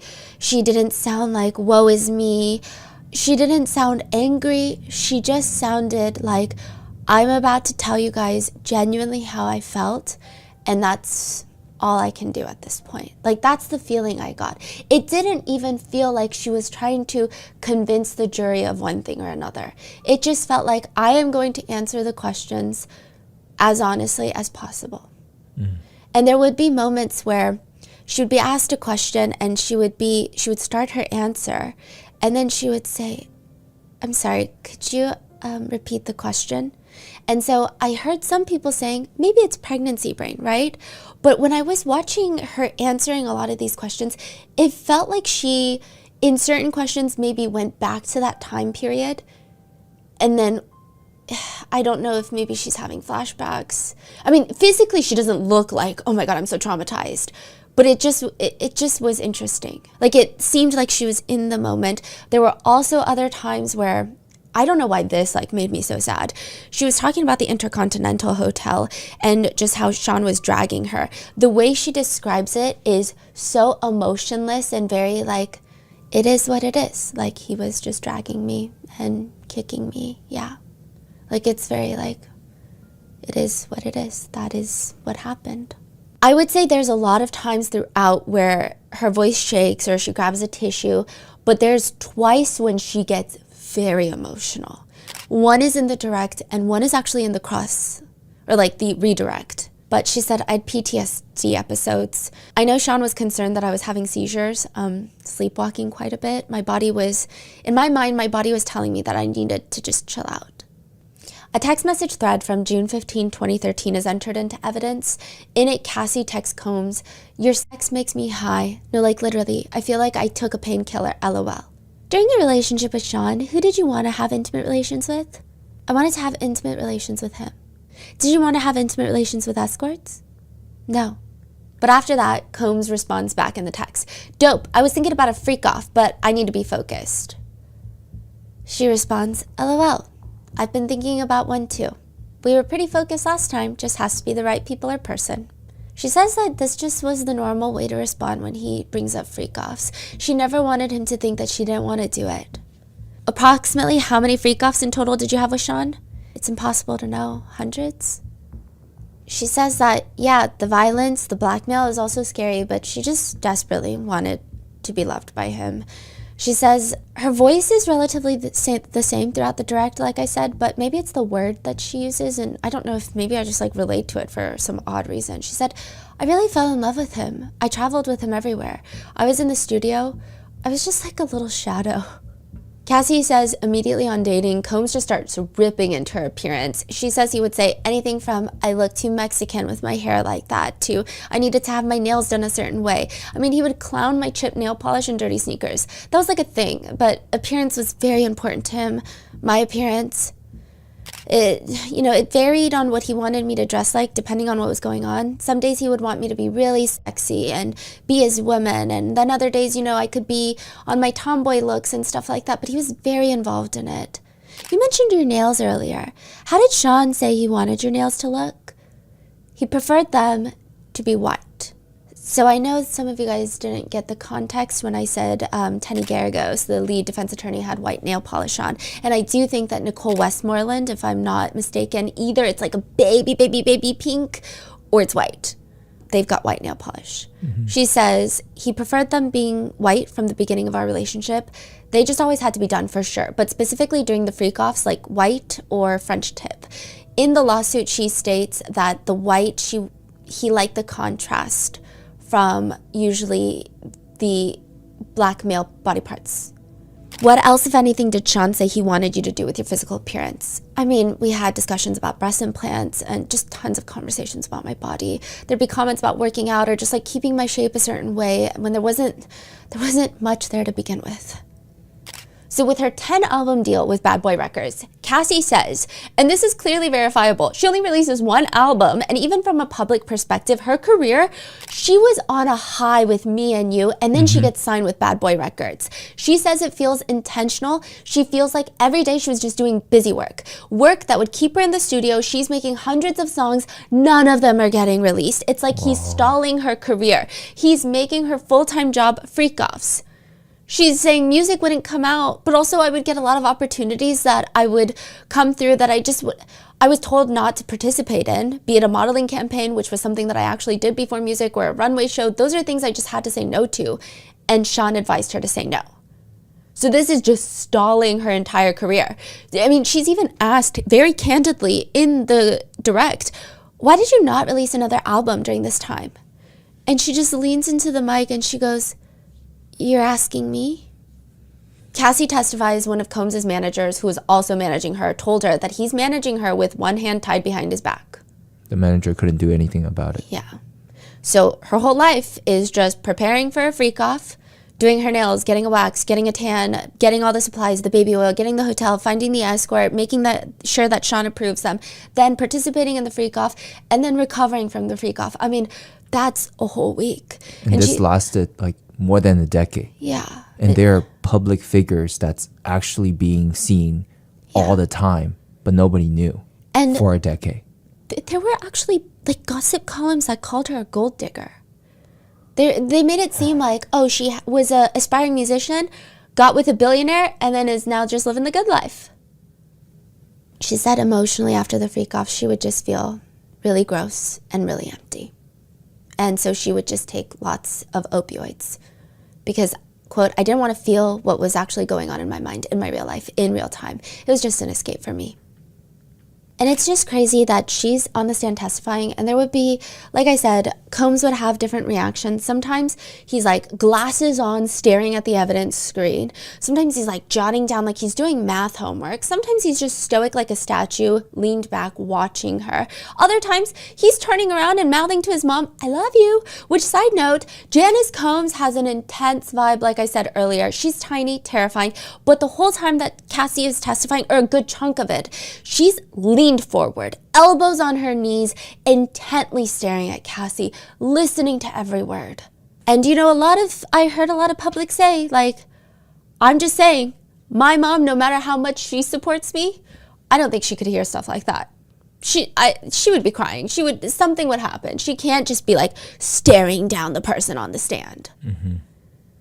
Cassie talks about how even on her birthday, he forced her into a freak off, which she really begged not to, but it didn't work. And then there were other things that he forced her to do. There is about 10 minutes from the Las Vegas Strip, there's a very distinct green-hued building in a strip mall. It looks like it could be a PetSmart, but it's green, emerald green. It looks like an arcade. It's 18,000 square feet. Once you walk in, there's like a menu board. Sunday through Thursday, couples, $70. Weekends, $80. Single males, $92 to $120. Single females, $26. No open-toed shoes, no athletic wear. You must be 18 to enter.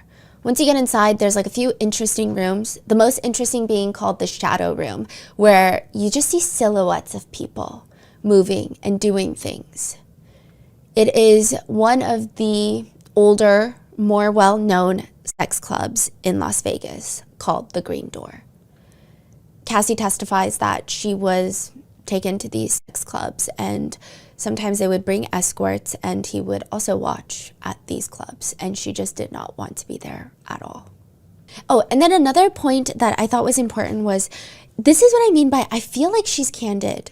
Like, I feel like she's trying to be very honest. There's this point where she talks about how one of the escorts, Jules, comes to the club with them, and she's asked, "Did you want to have intimate relations with Jules?" And she said, no, not at the club, no. "Did you want to have intimate relations with Jules ever?" And she goes, no. And like, her laugh is kind of confusing at first, but then she explains, Jules, like, within all of it, was like a safe place. I saw him a lot. We actually had our own friendship. So being able to have intimate relations with Jules instead of somebody at the club was better than somebody I didn't know, if that makes sense. But I think the way like she even answers no, it's like when you talk about your best guy friend, it's like, oh, no. Like, whoa. It's like, oh gosh. Yeah. So it seems like she's like feeling a lot of the questions being asked instead of being like, no, yeah. And everything she said like makes sense, right? Like, I think if you have somewhat understanding of how these type of situation works, you can see how and why this happened. Yeah. I think it's just complicated because there's so many elements. I think it's like everything is a building block. Mm-hmm. It's the age gap, it's when they met, it's the power dynamic. It's like everything is a building block. And when you only take out one building block and say, hey, look, it's like, obviously. And I was even thinking like she started, you know, they met 19 and then the freak off started when she was 22. And then every single time she was completely drugged up for days on end. Yes. Just the drugs alone for days on end at that young age for that many years is already changing everything in her brain chemistry. Yeah. So just that alone, you cannot say that she is a person that can, you know, make decisions on her free own will, right? Yeah. Like it's just. I did see some comments echoing that sentiment. I saw a lot of people on Reddit talking about, technically they believe, right, and it's not really up to us, it's up to the jurors, but they believe that's like a good point for sex trafficking because a lot of sex traffickers will actually get their victims addicted to drugs and make them feel like they need to take these drugs so that they can get through the forced work, the trafficking, if you will. So I think the drugs do play a big element into it. Again, we're not the ones, it's the jurors. She recounts the first time that he was ever violent with her. They were at a party. They were at this dinner with a lot of other people, and she had seen him flirting with somebody. And there was another person that looked at Cassie and was like, like they saw that she saw it, and she just shrugged her shoulders like, whatever, because what is she supposed to do? And when they get into the car, she says, quote, he knocked me around and was just really mean. His security driver was in the car too, but quote, he hit me in the side of my head and I fell to the floor of the car. We were in his Escalade, just shook me up and scared me quite a bit to the point where I was just trying to get out of the car. I was just shocked. I didn't necessarily understand what happened and why he was so angry, except for the little bit he said he was like hitting me in the car, and I don't know, I just hid out at home after that. She also does recount there was a time that she did fight back. They were at an Ace of Diamonds club, and she remembers that they were leaving. She had been talking to a producer about music. He called her a slut or a bitch or something. They get in the car and she punched him in the face. She had never hit him before. She said she punched him in the face. And she said she punched him as hard as she could punch him, basically. What was Sean's response after you hit him? His whole demeanor just switched over. I remember his eyes went black. It was just like we were in an Escalade, but the two sitting in the middle, the two seats that are separate from each other with the windows down, and we had a friend kind of like following us back to the house. So all of that went down with the windows down, and I punched him, he attacked me, and I was like basically underneath the back seat in the Escalade just trying to cover my face. And Sean was stomping on my face with his foot. How long did Sean stomp on your face with his foot? The ride back to the house was short, but I mean the whole ride was a fight until we got there, probably like a 10-minute up the hill from the party. It was just me trying to defend myself and cover myself up. I was just I never experienced anything like that before, like getting that badly beaten. And for her to say that after the Intercontinental Hotel, like to say like she never had been that badly beaten, and we don't know. She says when they finally get to Sean's house, I just took off running. I started running down the street. But security catches up to her, brings her back to the house, and she looked in the mirror and she said she didn't even recognize herself. Knots, bleeding, everything was swollen. She said, I just looked horrible. And then shortly after, Sean came in and he saw me. I think I was vomiting when he came in, and he kind of, like that person was now gone and it switched over, like freaking out of sight. And he basically said I had to sneak out of the house, out of the back with the security, and go to a hotel and just stay there to recover. Oh, that was the hiding in hotel incident. Yeah. The government also brings up another exhibit which shows Cassie's eyebrow being completely, it's a pretty bad wound. The cut looks pretty deep with shades of pink. So it's like pinky flesh, like different shades of pink. Wait, what do you mean? A picture of a close-up to of her eyebrow. And there's like maybe, Is this like a never seen before photo from? Yes. Okay. This is like so oddly specific, like the USB-C, the silver part. So not the actual like plug-in, just the metal part that you stick into your iPhone. Yes. It's like a little bigger than that.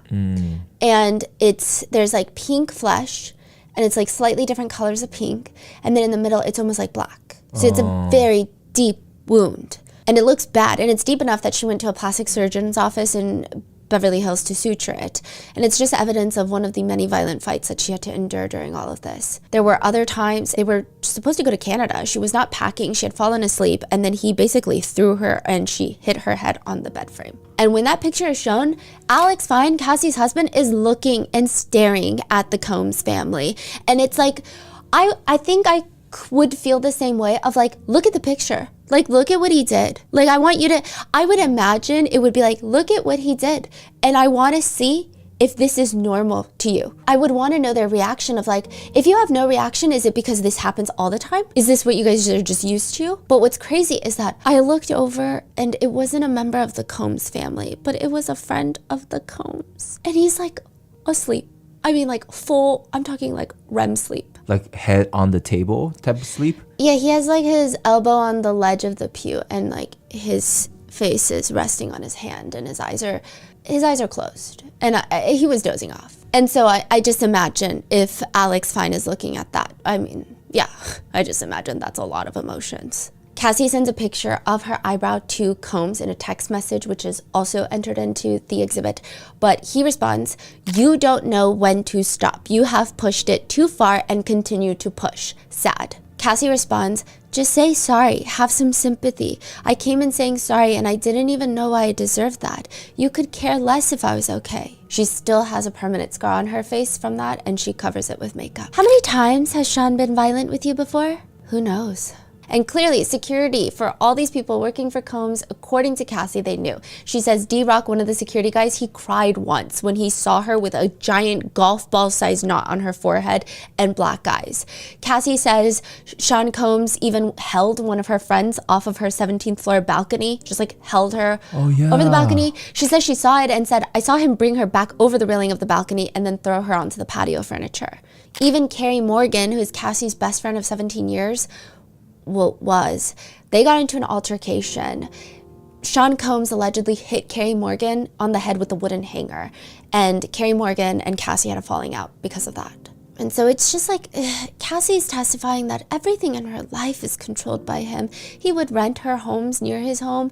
They would barge in anytime she's not answering the phone. It was just everything. If he was upset with her, he would take away her car. He would take away her jewelry, her gifts, which she doesn't even care about. She said it was just very random, but the worst thing that he took away was, quote, my self-confidence. I mean, just physical things are physical things, but at that point to me, the physical things didn't really matter.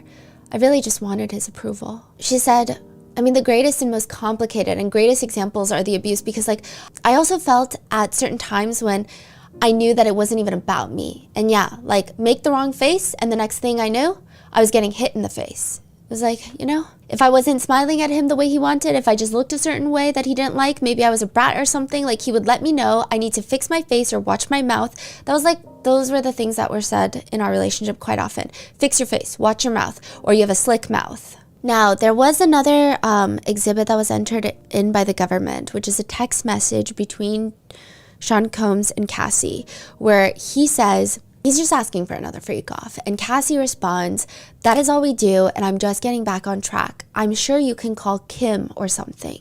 Oh, Kim Porter? Yeah, so that was a moment where I feel like there was a lot insinuated, but not a lot proven or explained. Uh-huh. Oh, they didn't dive more into it. Mm-hmm. She said, I'm sure you can call Kim or something. Mm-hmm. And we don't know what Sean said. Okay. I mean, I think he just bypassed it.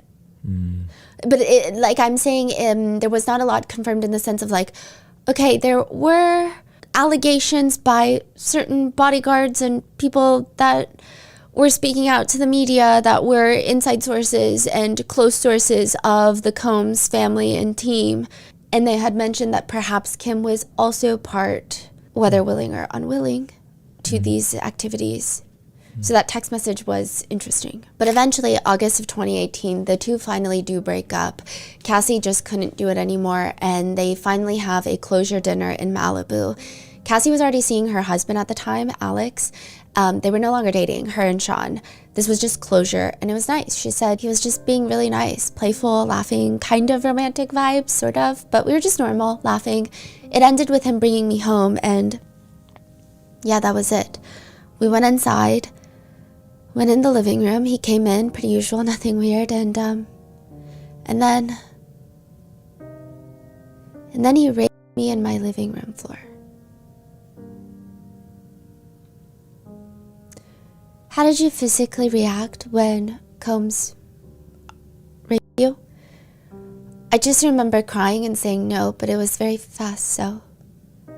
What, if anything, did you observe about Sean's physical appearance? Just like black eyes. I kind of said that before, just wasn't himself.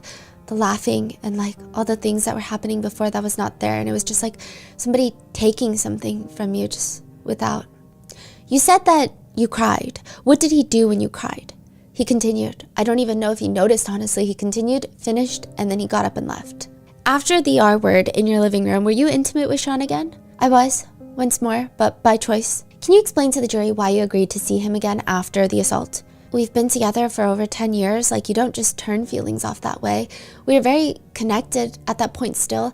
I still had good vision of who he was as a person. Like, I didn't hate him. March 1st, 2019, so a few months afterwards, Combs texts Cassie, I'll pull up and handle it face to face, no threat, facts, and you will not be threatening me. You have too many iPads full of skeletons. If I was you, I would get me my money, because we both have better things to do with our lives. I really don't want no problems. I got it from here. I tried. Cassie is explaining that Sean wants his money back since the man that Cassie moves on with, her now husband, Alex Fine, was the personal trainer that Diddy had hired for her. So I guess he had paid her for sessions and then they started having a relationship. So he didn't like that. He wanted the money. What money? I guess that he had paid Alex fine for the personal training sessions. At this point, like, Combs, his glasses on, face all close to the evidence screen, intently reading. Cassie responds, "Do you want me to tell the truth? It's way deeper than iPads." This is her text message. They talk on and off here and there, but not much. But in 2023, Cassie talks about how she goes to rehab. She says, "I was spinning out, and I didn't want to be alive anymore at that point." So this is where she gets incredibly emotional. I was actually shooting a music video with another artist, and I just kept having these horrible flashbacks. And after the video shoot, I went home, and it was like super, super late, and my kids were asleep. My husband was there, and I just remember telling him, like, "You can do this without me. Like, you don't need me here anymore, right?" And like, while she's explaining this, Combs is just elbow on his chair, kind of touching his chin. Cassie takes a moment and then continues, "I couldn't take the pain that I was in anymore, so I just tried to walk out the front door into oncoming traffic, and my husband would not let me." So she goes to rehab, and it's in rehab as a way of dealing with her trauma. She tries to write a book, not like a book that she's trying to publish, but it's like a book format, like a journal. She just wanted to deliver it to Combs, and she did. She sent it to him. She said, "I really wanted Sean to read the information. I wanted him to understand what I had to learn to understand over that period." Why did you want Sean to read the book? Because I don't think that he understood. I don't think after all those years of begging for like sorries and just for him to actually recognize the pain that he put me through, like I just wanted him to understand. I think bigger, more than anything, it was his own personal shame in I'm having to carry the things that were shameful to him. What were those things? The sexual part, the freak-offs, like I took on a lot of the responsibility of that I never should have. He brought the concept to me when I was 22, and I would do absolutely anything for him, and I did. And it never stopped our whole relationship, and it was expected of me, and it made me feel horrible about myself, and I couldn't get it out. I couldn't face him with it. I was always so numb because that's what I chose to do to get through it. Cassie tries to get Combs the book. Eventually, Combs' assistant, Christina Coram, I think that she's going to testify. I'm going to be so real. I think so. But she gets back to Cassie and is like, "Yeah, no one's really taking it seriously. I don't even know if he's going to read it." So the prosecutor asks, "So other than wanting Sean to read your book, what else, if anything, did you want from Sean?" "I wanted to be compensated for the time, the pain, and like the many, many years of trying to have to fix my life." "What, if any, price did you have for the rights of your book?" $30 million. "Can you explain to the jury how you came up with that figure?" I really didn't do any research. I just picked a number that I felt like would alert him. November of 2023, Cassie files a lawsuit against Combs, and within 24 hours, she settles for $20 million. This was speculated but confirmed during her testimony. She has no more pending lawsuits actively against Combs or anyone else relating to her relationship with Combs, at least as of the day of testifying. However, in the next episode, a huge topic of conversation is that it appears that maybe a pending lawsuit had wrapped up within the past month. Without telling me about any discussions with your lawyers, why are you testifying at this trial? I can't carry this anymore. I can't carry the shame, the guilt, the way I was guided to treat people like they were disposable. What's right is right and what's wrong is wrong, and I'm here to do the right thing. And with that, we're going to head into part 2 of Cassie's cross-examination, part 2 of her testimony, where there were a lot of audible gasps at one point in the courtroom. There were a lot of intense moments, and I think that episode ties into, I guess, like the crazy polarization that's happening on the internet. It seems like every time I go on the internet, everybody is so divided. So stay tuned, and I will see you in the next one.